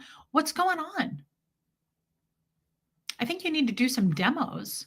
You look a little hunched over. You look depressed, like you're not getting it. You should be excited. Significant. So I wonder if, let me look in this dictionary. Significant is a thing that we use in Scientology. Maybe it's not. Hey, look, human emotion and reaction. The counter emotions and reactions which aberrated human beings express when they are guided towards survival objectives. No HE and R in this classroom, guys. Significance. Mm-hmm. Okay, so it's not in here, but we use it all the time. So if you're a significant student, my education has trauma formed all around it. That's why it's easier for me to say, I don't know what that means. Can you explain it to me? Because I do better talking to a person about something. I learn much better than if someone's like, well, I'm not going to explain it to you, but here, just read it. Read that chapter. I'm like, I can't. I get all freaked out. I'm like, I can't. Like, I get really spooked about it. I have a hard time learning by processing through reading words, which makes sense as to maybe why I don't journal. It's easier for me to talk because even writing gives me a little bit of that, like, I don't like it. I know, time arc. Significance is when I'm getting too zoomed in on something. So significance as a student is if the supervisor comes over and goes, what's going on? And you go, well, I don't know if I understand locational. And they go, well, what's a locational? Well, it's an assist done in Scientology to bring a person into present time. Okay, so what do you not understand about that? I don't know. I just don't know if I fully get the concept. Okay, well, you just explained it beautifully. So what is it that you don't get? I don't know. I just feel like I don't know. Okay, well, let's look earlier similar. Is there a word or symbol here that you don't understand? I don't know. Okay, good. What's the definition of is? Good. Go clear that. There's 50 definitions to it. And while you're at it, get into a word chain. So it just goes, it just trickles, it's just snowballs, right? So it's like there's no winning. And it's scary because you can be assigned to read this chapter and it could literally take you a couple of months. I'm not kidding. Because depending on if you get into word chains and you're significant, like for instance, my ex-husband, Michael, was significant, right? My auditor, Scott, audited Michael. And Scott came to me one day and we had been married not very long. And he said this to me and it really pissed me off. He goes, "Your husband is so significant." And I was like, "Okay." And he goes, "It took me 12 hours to pull 2 overts and withholds on him."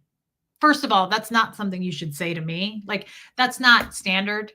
You shouldn't say that. But he said it took me 12 hours to pull 2 OWs. And he was like, "It was the worst 12 hours of my life." He's so significant. So you can be significant in session. You can be holding the cans and the auditor says, um,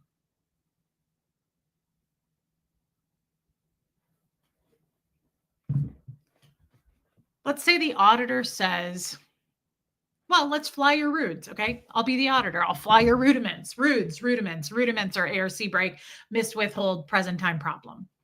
So I'm gonna take you in session. Good. Let's start the session. Do you have an ARC break? Has a withhold been missed? Do you have a present time problem? And the meter reads on, always for me, it read on, has a withhold been missed? Always. So I'm holding the cans and they look at the meter and they go, "Has a withhold been missed?" And you go, "Oh, fuck," in your head, right? Because it's like, I was really hoping present time problem would read, and that one never read. So I'd be holding the cans and I'd go, "I don't think so." "Okay, well, let's take a look." And I'm looking at something, right? But I don't want to give it up. So I'm like, "Nothing." And they're going to go, "All right. I'll repeat the auditing command. Has a withhold been missed?" On the question, "Has a withhold been missed? Has anything been suppressed?" On the question, "Has a withhold been missed? Has anything been invalidated?" Has a withhold been missed? So you're not getting out of it. You can't just be like, "No, let's move on." So then I'm trying not to give it up. I'm looking at whatever it is. And finally, they're going to see it on the meter and they're going to go, "Right there. What's that? What are you looking at right there?" "That." And I'm sitting here trying not to say it, right? So I'm like, I don't know. I don't. And now I'm looking at it, right? Because you look at your thoughts, like picture a cat. We can all do that. And you're looking at it. Picture your mother. There she is. I'm looking at her. It's a mental image picture. That's what Scientologists, LRH says, that your mind is out here. It's not in your head because you're looking at photos. When I say picture your earliest memory of blah, blah, blah with your grandma, you're going to scan, you're going to look for it, and you're going to go, "Oh, yeah, I remember at Thanksgiving that one year." You're looking at it, right? So eventually they're going to go, not that I know of, Renee B. We're too broken to do that. So you're looking at it. And eventually I'm trying not to look at it, right? I'm avoiding the overt. "Hey, Trisha K." And then I start looking at it. That's what you're doing. You're looking at it. And the auditor sees you looking at it and they see the meter move and they go, that, what are you looking at right there? What is that? What is that? What's that? Go ahead. Just tell me whatever that is. So then you start to get significant. Because you can go, "Well, I was thinking of a time that I lied to my significant other about where I was." And they're going to go, "Okay, well, tell me about that." And I may not give it all up, or it may take me an hour to give it up because I don't want to give it up. So that's significant. Well, with Michael, I know him because I was married to him, right? So with Michael, I know exactly what Scott meant when he went, "It took me 12 hours to pull 2 OWs on him." He was pissed about it, right? You can't make something up, Abigail. Unfortunately, you can't. He was pissed that it took so long to pull that. And he goes, "He's so significant." It's not that Michael, I believe fully and wholeheartedly has major anxiety. And I think he has some learning disorders. And I think all Scientologists probably do, right? We have major PTSD. Hey, Chris Sheehan. And yeah, he was closed up. He had major anxiety. When I was married to him, people would say this to me all the time, especially his mom and dad. "Boy, Reese, you are his person. You're the only one that can get him to talk." I want to cry just saying that because it was true. His auditor came to me once and was like, I wish you could take him in session because you're the only person that can get him to open up. And it was because I made him feel safe. I never wrote reports on him. He knew he could confide in me and I wasn't going to tell other people. And I never did. To this day, I have things I'll take to my grave. He has shared so many things with me that he was terrified to share with other people that I know that nobody else knows. I'll never share that. Right. But the sad thing is, he was significant about his overts and withholds. So we went in session for 12 hours by time arc, and it drove the auditor crazy because the auditor would go, so is that an overt? And Michael would go, I don't know. He did that a lot. Or in the course room, right? The supervisor would go, well, do you understand the definition of that word? He'd go, I don't know. That was his answer for a lot of things. And it was sad. And a lot of people had very little patience with Michael. And his mom said this to me. His mother said this to me. Michael's never done a drug in his life, but we think because he's so obsessed. Michael was obsessed. He is obsessed with a lot of people from the 70s. He loves John Lennon. He loves the Beatles. He's just so like this free spirit. Michael is such a cool guy. He's very live and let live, right? He's just really chill. He loves all that stuff though. And he was born in 89, right? His mom would say to me, he's stuck. She thinks he was John Lennon. She was like, he's obsessed with John Lennon. I think he is John Lennon. Now, she can't say this to him. She can say it to me. That's evaluation, but she can evaluate to me. She just can't do it to him. So she would say, I think he is John Lennon because he's stuck in a drug world, right? Because John Lennon was apparently a drug addict or a pothead or whatever he was. I don't know. But she said he's stuck in a drug phenomena, but he never has done a drug. So he came into this world out of present time and he's stuck in the beingness of John Lennon. I'm not kidding. It doesn't even sound crazy to me. Doug thought Huxley was his father. Like he waited around and took over that body. Like that's how Scientologists think. So Brenda cooked up and told me that for the longest time that Michael, my husband, her son, was stuck in John Lennon's beingness. And even though he's never done drugs, that's why he's on drugs. Because everybody would say that. Does he do drugs?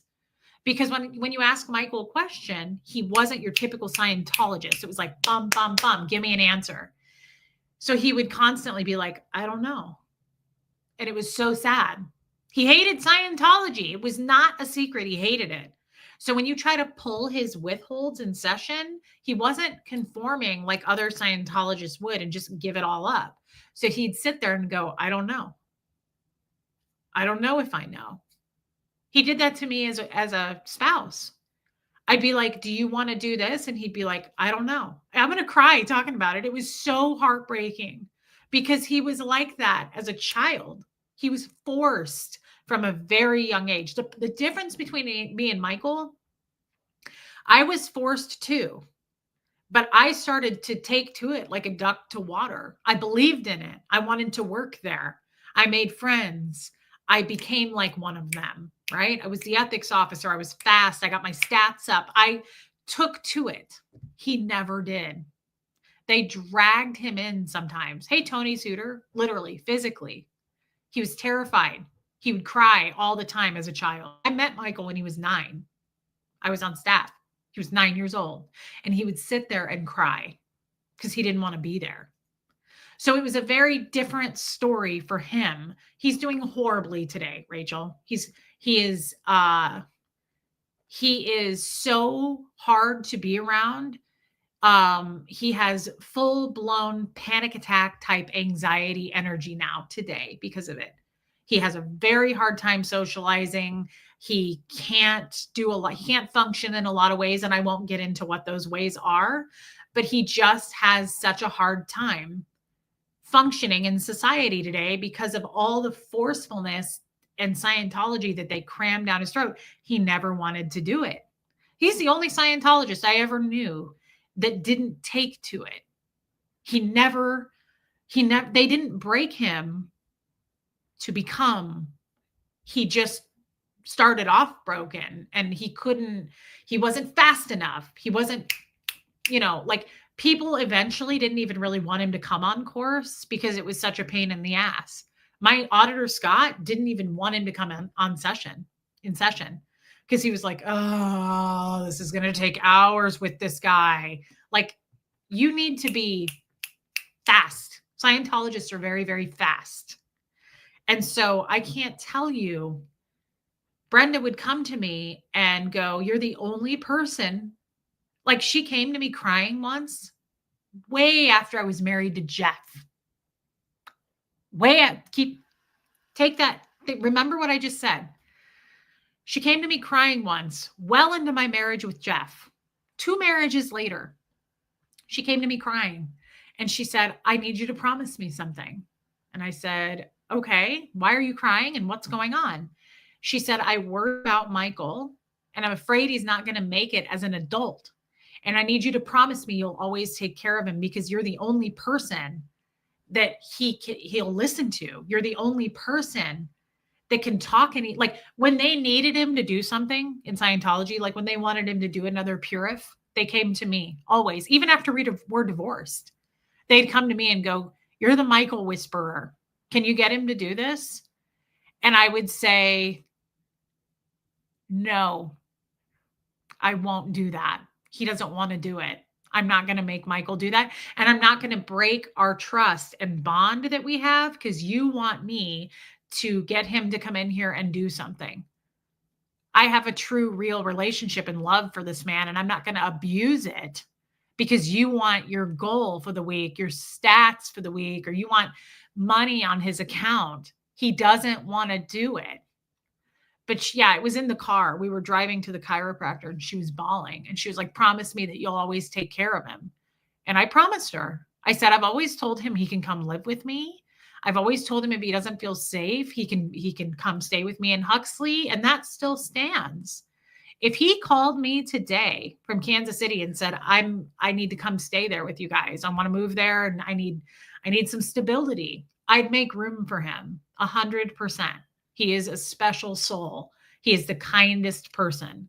Because he's broken and he has such anxiety issues is not his fault. And he is a good person. He's just so scared in his own skin. That's not his fault. He was badly abused, badly. He was left alone and didn't go to school. His mother left him from the age of 12 to 16. Brenda left to go do a training program in LA. No, I think it was Flag, Florida. From 12 to 16. Do you know what that means? He was left home alone every day while Doug went to work as a dentist. He didn't go to school.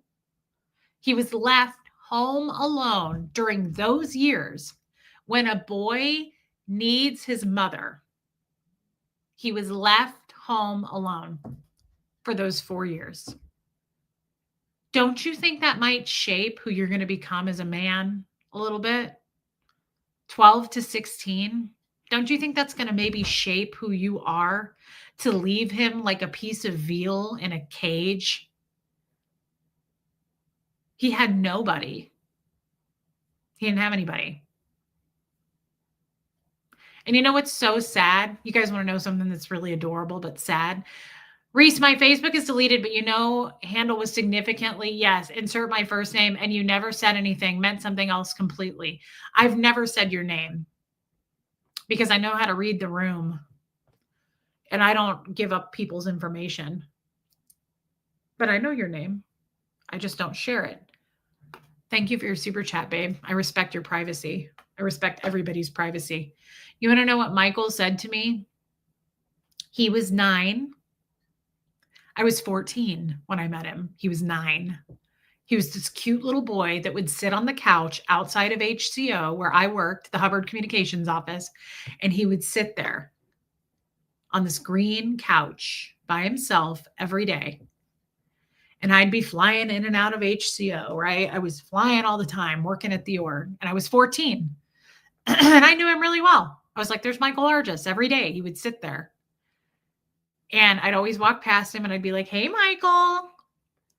And I did not know this. So I left at 16, went and did drugs for 2 years. I went and smoked meth for 2 years, right? I came back and I saw Michael again for the first time when he was 19. I was 24. He might have been 18, actually. I think I saw him again when I was 18. He was 18. I was 23. And I was like, Michael Argis, he was 6'3". He was huge. I hadn't seen him since he was little. And I went, Michael Argis? And I was like, damn, son, he was good looking. He looked real good. He was super tall. And he was like, I remember you. And he was on staff, which was sad. He was 18. They'd put him on staff.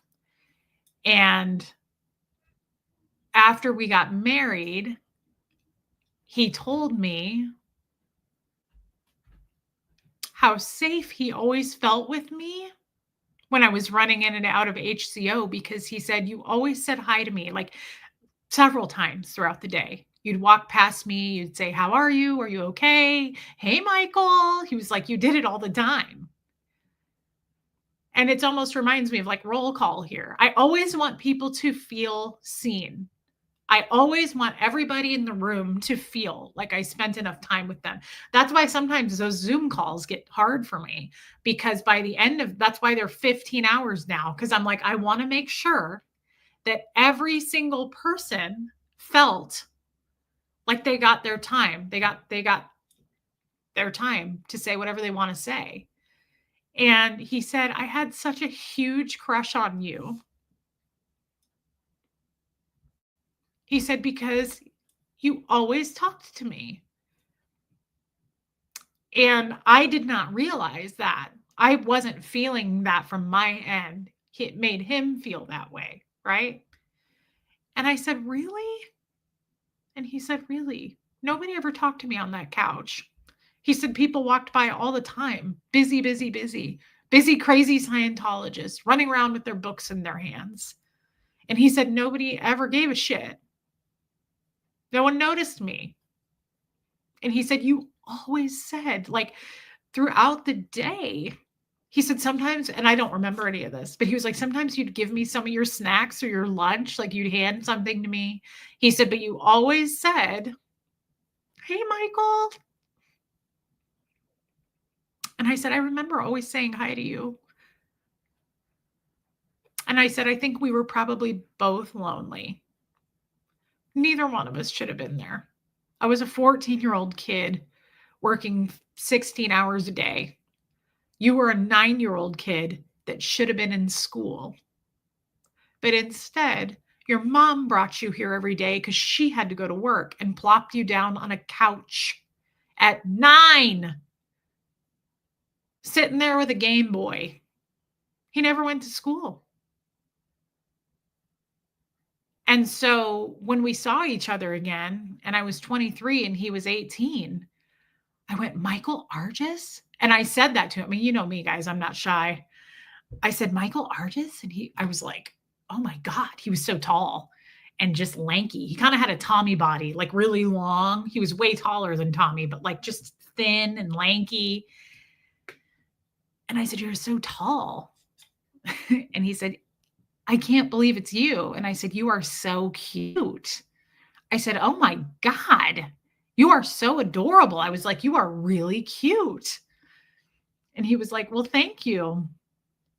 And I said, it is so good to see you. I gave him a big hug and that was it. We were married 3 months later.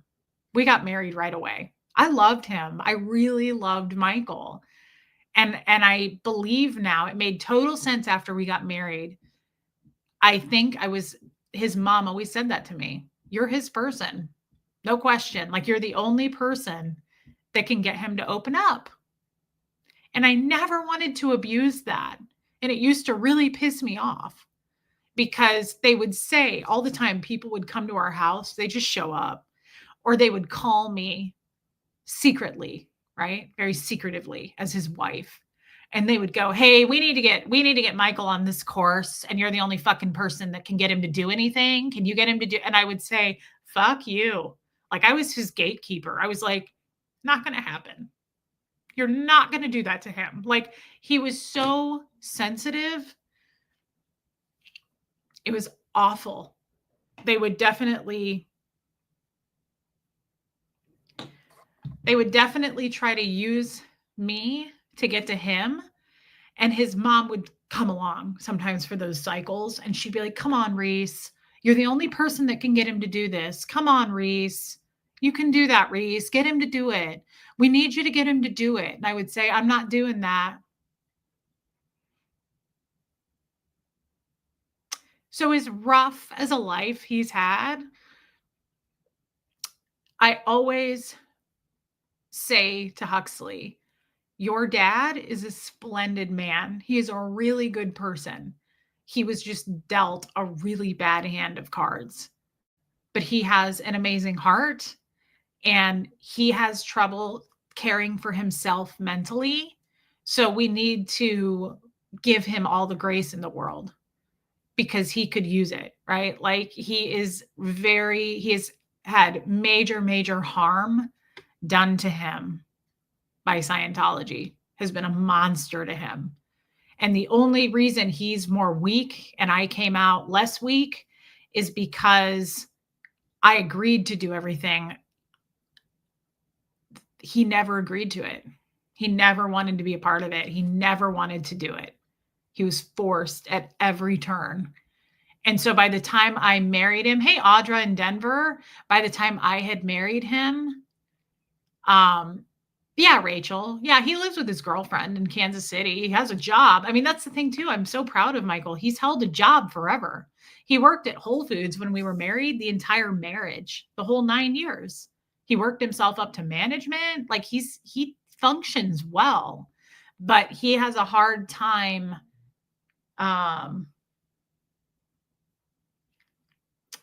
socializing. He has a hard time being around people. He gets high anxiety in social situations. And I think because nobody ever spoke his language, he's very sensitive. I don't really understand fully what autism is, but because I don't know, we don't learn anything about learning disorders or mental disorders, things like that. And if I just was offensive by calling that a mental disorder, I don't even know what to label it. I don't know enough about autism. But I would guess that he has something. He doesn't function fully properly. Like he needs some help. He probably needs some good therapy and maybe some medication. But that's not his fault. I always took that very seriously being married to him. I always was very sensitive to his needs because I knew that he was special needs. I knew that about him. And this bullshit, he has major social anxiety, Eric. This bullshit that his mom fed me, like he was John Lennon and he's stuck in a drug cloud and he just thinks he's John Lennon because he thinks he's on drugs. I was like, that ain't it. That's not it. That's not what's wrong with him. He's not stuck in the John Lennon beingness. He was neglected and he wasn't put in school. And he was absolutely abused. You can blame it. Yeah, I'm 5 years older, Audra. You can blame it all day long on whatever you think bullshit LRH would say. That's not it. He was not diagnosed properly because they don't believe in that. And he should have been in a doctor's care. And he probably would have been just fine. There's nothing wrong with him. There's nothing wrong with him. Everything was wrong with them. They didn't treat him properly. It makes me so sad because the damage that Scientology does to people, he's broken. He is so broken and he can only deal with certain things. And it makes me, I do wish I still lived in Kansas City because he would come over to our house when I was married to Jeff. And I would tell Jeff, he can come live here with us if he ever needs to. And Jeff was cool about that. Jeff was always like, okay, he was never jealous, so it didn't bother him. And I made that clear when I married Jeff. I said, if he ever needs to come stay with us, he will. And he's always going to be welcome here. And I told him that when he came over to our house. And so he'd come and stay all day. He would come and eat dinner with me and Jeff. He'd hang out. Like, I knew he felt safe. I knew that he felt very safe with me. He always felt safe with me. And he always opened up to me. Like, I never had a problem. There had been a couple of times that I would try to ask him something and he would get real. I mean, he would get physically noticeably like, I don't know. And he'd like look at the floor and he'd be like, I don't know. And he'd get triggered. And I would go, hey. And I would try not to cry. And I would go, it's me.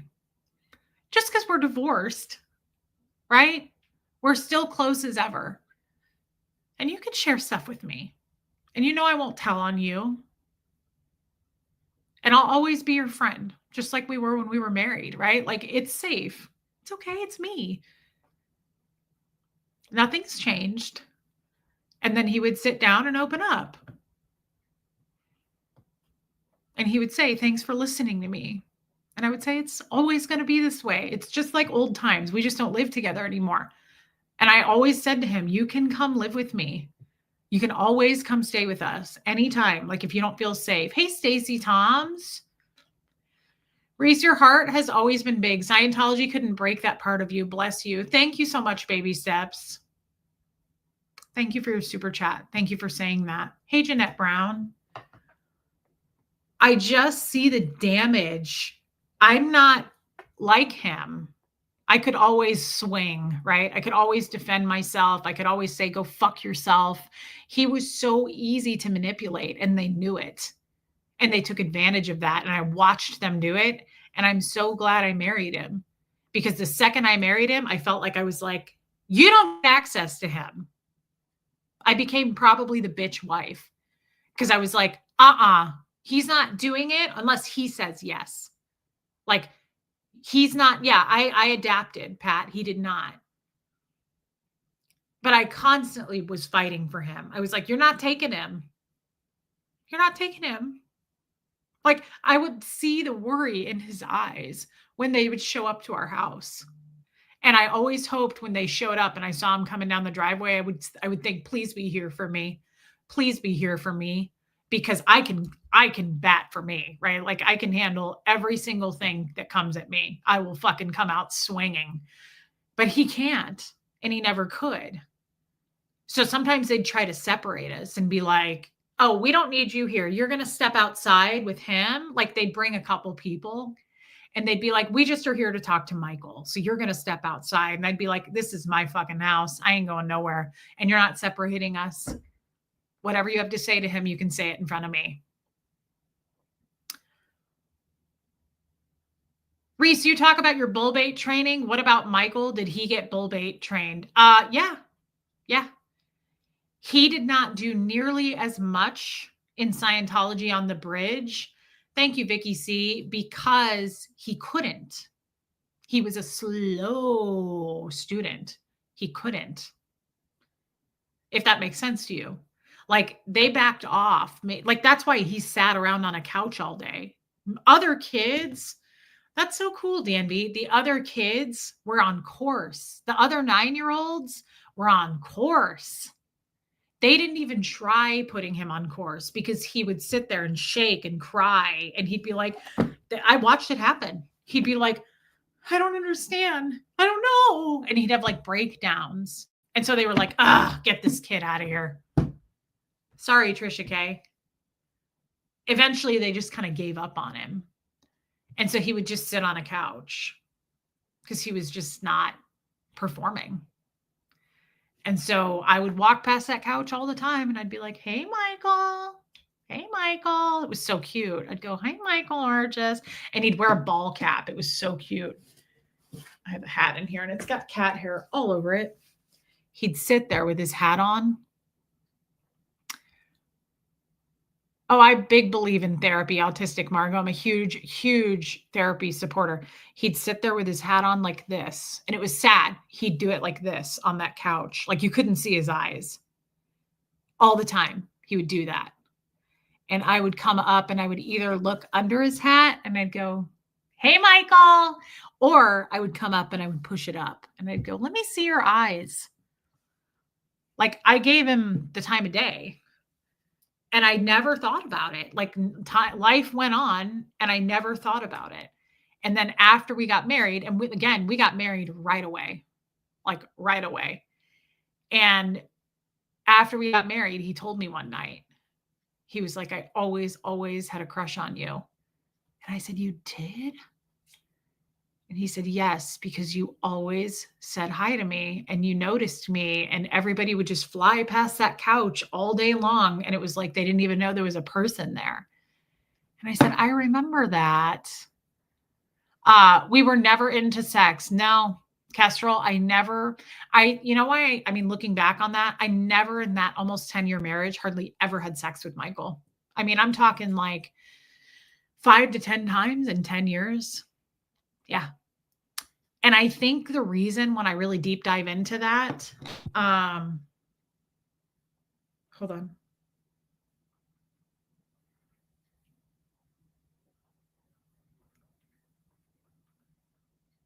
The reason I deep dive into that now, because a lot of you right now are going to go, "Ew, gross. You didn't sleep with him? Why? You're a shitty wife." I mothered him way too much. I was too busy protecting him and treating him not like an equal husband who I wanted to jump his bones.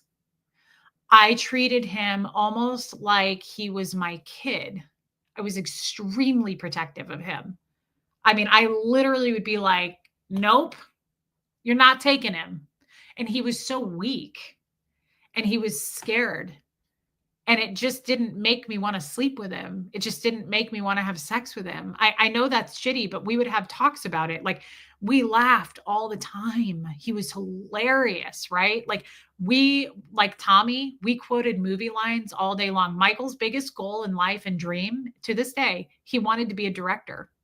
He could tell you every film of every minute. He could tell you Michael is what he would beat anybody. He would beat, yeah, he was cuddly. He would beat anyone at any trivia. I promise you.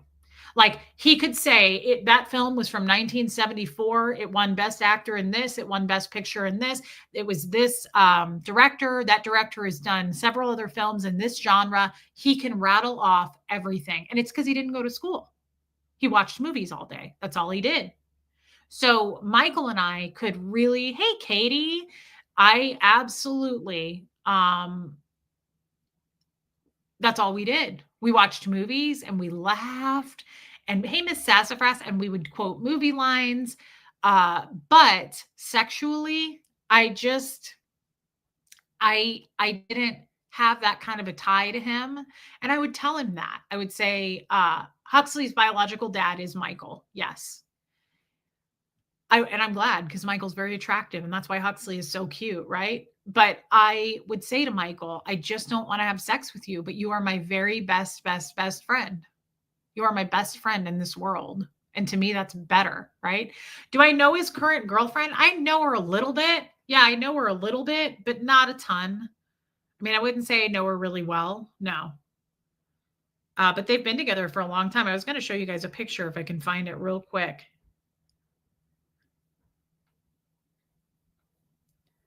Because I know a lot of you have seen him. He is absolutely adorable. Michael is the cutest. And this is why Huxley is so damn cute.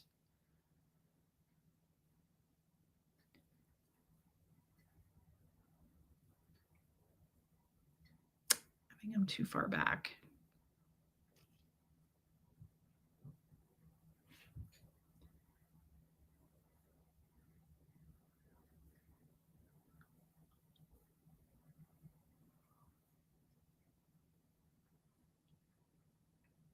Here it is. This was not that long ago. Oh my God, Finn is so cute right now. This was Christmas Day 2023. He came and spent Christmas with us.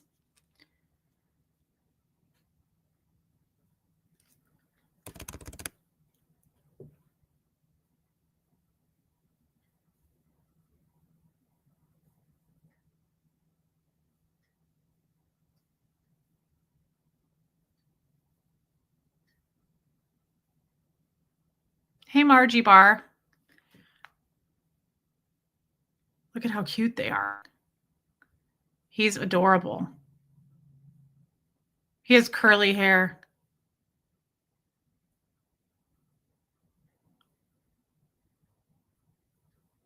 They are so cute. Michael is so cute. He's very attractive. You have an unusual amount of empathy, Reese. Where do you think that came from? I don't know, because I don't consider myself to have an unusual amount. I don't know what other people are like. I just figure everybody's the same. He is a great mix, but thank you, Martin. I didn't mean to like reject that. Thank you, Martin. He reminds me of Val Kilmer. Interesting, Topsy. Hey, Buffy. He is a good blend of the both of us. Michael is so cute, though. He's very, very attractive. Yeah, Abigail, we don't get along great. I wouldn't say that his current person that he's with likes me very much. She's the opposite of me in every way. She's super, super, super closed up. She's not social at all. You'll very, very rarely see her smile. She's very introverted, and I would say she's quite negative. She's kind of a negative person. And that always made me sad, although I don't judge, but it made me sad because I thought Michael needs like a bubbly girl. He needs somebody who's like a cheerleader, who's inspiring. And she's quite negative from what I know. And I've met her quite a bit, but it's not my business, right? Is she younger? Yes. She's like, I think she's closer to his age. I'm 40, he's 35. I think she's like 33, something like that. And they don't have kids together. She doesn't have kids. He never got remarried. No, Stacey Tom's not really. Huxley doesn't, she's just not very friendly. She's not very social. He doesn't not like her, but he's used to me. And I'm like, right? Like I talk to everybody. She's very introverted. She's very closed up, and she's just not very friendly. Like it's hard to get her to smile. She's not very warm, but that doesn't make her a bad person either. I couldn't speak to her character. I don't know enough about her. I hope she makes him happy. Hey, Carrie Ann, good for you, babe. Congratulations. Thank you, Susie CJ. Yeah, so I, for many reasons, would like to fly to Kansas City sometime soon because I'd like to go see him. I'd like to go see him. I'd like to see how he's doing. I'd like to take him to dinner. I used to do that when I was married to Jeff and Huxley was in school. Okay. I would just one-on-one, just me and Michael. I would text him and say, hey, can I come pick you up and take you to lunch? And we'd go to like his favorite barbecue place. And we did that a few times a year. And I would tell Jeff, I'm going to lunch with Michael. And he knew that was off limits. Like he knew that I had a very special place in my heart for him. He knew that there was nothing to be jealous about, but he also knew that I was like, had major care in my heart. Like he comes before anything else. If he needs something, I will be there. And Jeff knew that. Like that was just a line in the sand. Like you will not change that. And so I would take him to lunch and we'd go sit for an hour and a half and I would just see how he was doing, check in with him, and I miss that. So I kind of feel like at some point I would like to go get an Airbnb and stay in Kansas City for like 3 days, go see some of my old stomping grounds anyway, but I'd like to take him and Huxley and go out to dinner, like just the three of us and see how he's doing, check in with how he's doing, right? Yeah, Topsy. It makes sense that you're looking for someone to protect. You were looking for someone to protect and take care of you with Jeff and Tommy. You were a caretaker for yourself as a kid, Michael in your marriage, and Fred passed away. Yeah, I definitely want it in my next relationship to be a balance of both. I love, love, love caring for men. I love taking care of men. I love taking care of my friends. I'm very much like that, but I need it to go both ways. I do like to feel protected and cared for as well. It's important to me. If I'm the only one doing it, then I don't want to have sex with you. It becomes very unsexual to me. Like I feel like I'm your mother. That's how that feels. Hey, Trisha, did Fred meet Michael? Did they like each other? Yeah. Yeah. Abigail, Fred met Michael a few times. They got along great, but they didn't spend a lot of time together either. But Fred was very respectful to Michael, very. And I will never let anyone be disrespectful to him. Like it's always been off limits. I take it very seriously, Michael. I take him very seriously. And to this moment, if he called me and said, I need help, I'd do everything I could to get him here. Like no questions asked for sure. Yeah. Guys, I'm glad that we went into this. I think that was therapeutic. You know what I love about these streams and every stream we do? I never have a script. I never know what we're going to talk about. And is Michael an animal person? I wonder how helpful a pet would be for his anxiety. He's a huge cat lover, just like his son, just like Huxley. They have a cat and it only has 3 legs. They found it in an alley and someone had cut one of its legs off. And they've had her forever. And we always had our animals. Michael loved Gertie. I got Gertie when we were married. I got Gertie in 2016. And he loved Gertie and he loves animals. He never grew up with them because his parents couldn't have them because no one was ever home. So he loves animals. He's a huge animal lover. Thank you, Trixie. That's so kind to gift those memberships. I love when you guys gift memberships. It's very nice. It's very sweet of you. Thank you. You say everyone has that level of empathy, but you have met a lot of Scientologists and just regulars. Doesn't it strike you that you do seem to have more empathy than most? I never fully understood the definition of empathy, but I think I know what it means. Yeah, Scientologists are not empathetic. But Martin, you have to remember, when I was a Scientologist, I wasn't always that kind. I mean, I've always had the heart that I have. I've always felt for other people, but there are many times I had to pretend I didn't care. There were many times that I had to be cold. And so that's why now, yeah, Stacy, that's why now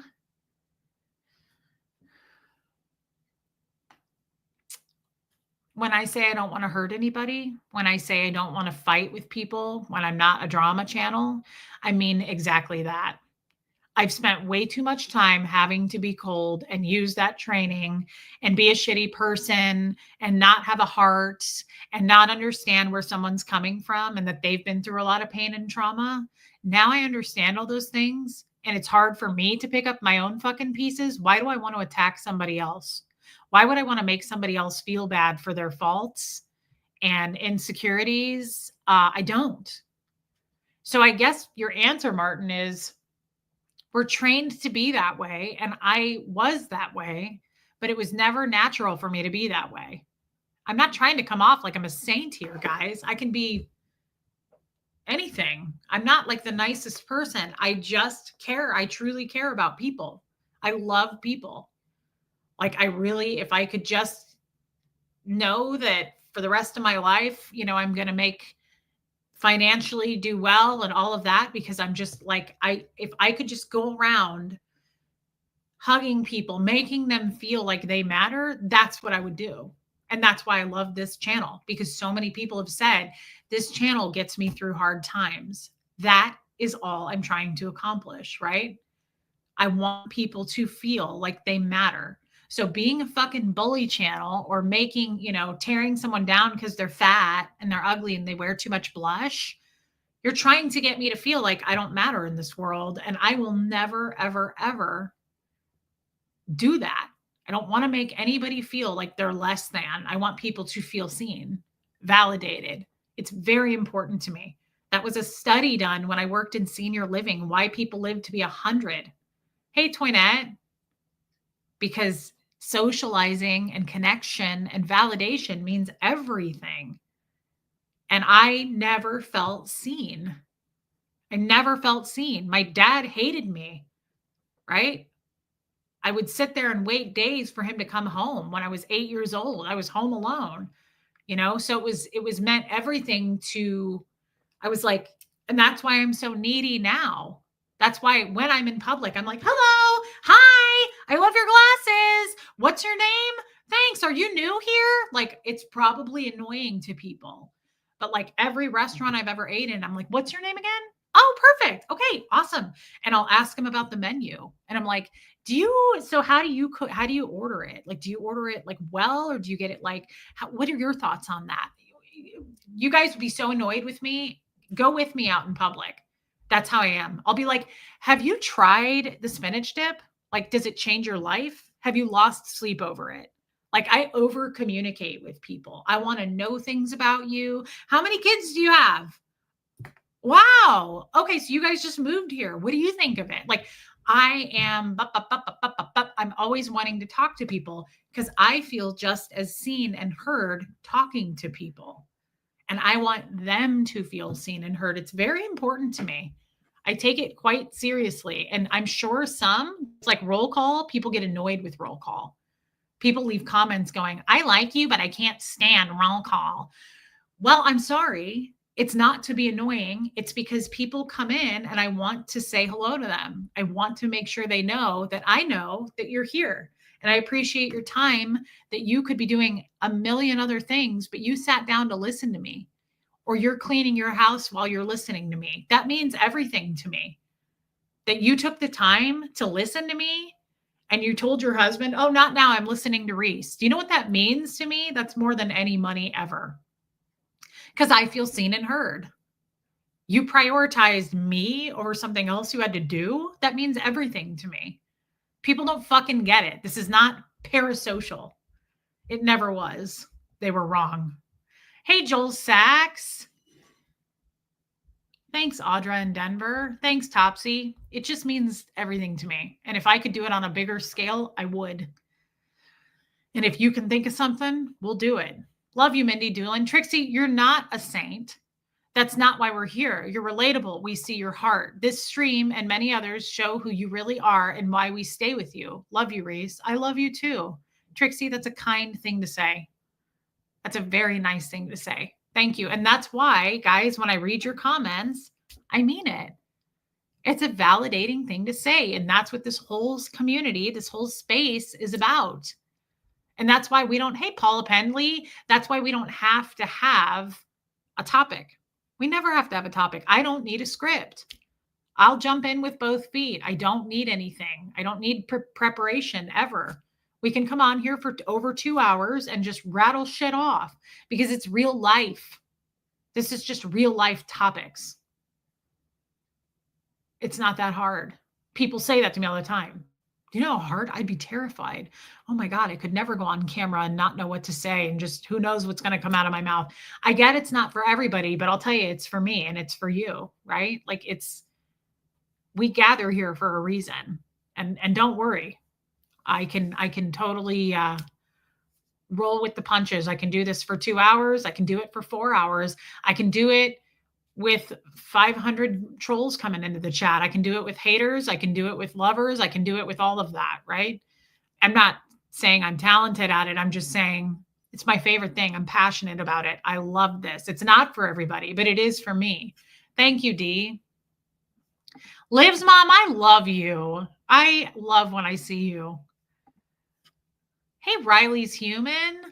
Abigail, I will pray that Michael comes to faith at some point. This verse is for him. Blessed are the meek, for they will inherit the earth.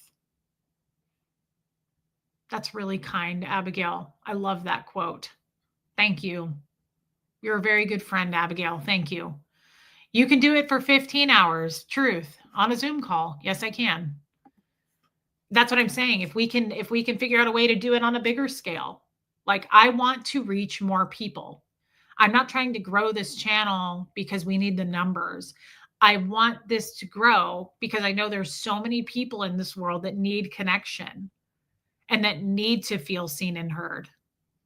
Some people are bedridden. Some people are sick. Some people are on hospice. Some people wait all day for me to go live because they feel validated. It's huge. I know what it feels like to feel like you are invisible and people don't give a shit. That doesn't happen here. Thank you, Martin. I liked this Michael topic a lot. It makes you put a very important piece of the Reese story together. You are so strange, but in a really good way. I enjoy thinking about it. Well, thank you, my friend. Mods, thank you for always being here, for protecting us. Guys, the mods are not here as much for me. Of course they are, but they're here for you. They protect this community. They keep all the riffraff out, which I don't think we have a lot of. But I am very grateful for you guys. Yeah, Trisha K. Love you, Hope Between the Dreams. So on that note, I love you guys. I should be back tomorrow. The only reason I say should is I'm going to be far away at my nephew's birthday party. He's turning 2. And he's so cute. My sister's throwing some party for him somewhere at some place that they rented. And it's going to be nothing but kids. And I swear to God, if I get some sniffly ass child coming over to me, spreading his fucking malaria, Excuse me, we ended that on a dark note. You know, I'm not crazy about the children. They're full of trichinosis and I'm not getting sick. Okay. Wash those hands, everybody. Wash those hands. Don't touch them. They carry diseases. Okay. I like old people. If we were going to a birthday tomorrow for someone turning 100, I'd be like, touch everything, touch every beard, every whisker, every cane, every walker, all the gray hair in the world, touch it all. But because it's children, I'm like, ooh, don't get too close. Don't feed it. Don't give it your snacks. Don't buy into its cute little eyeballs coming up to hug you. Don't touch it.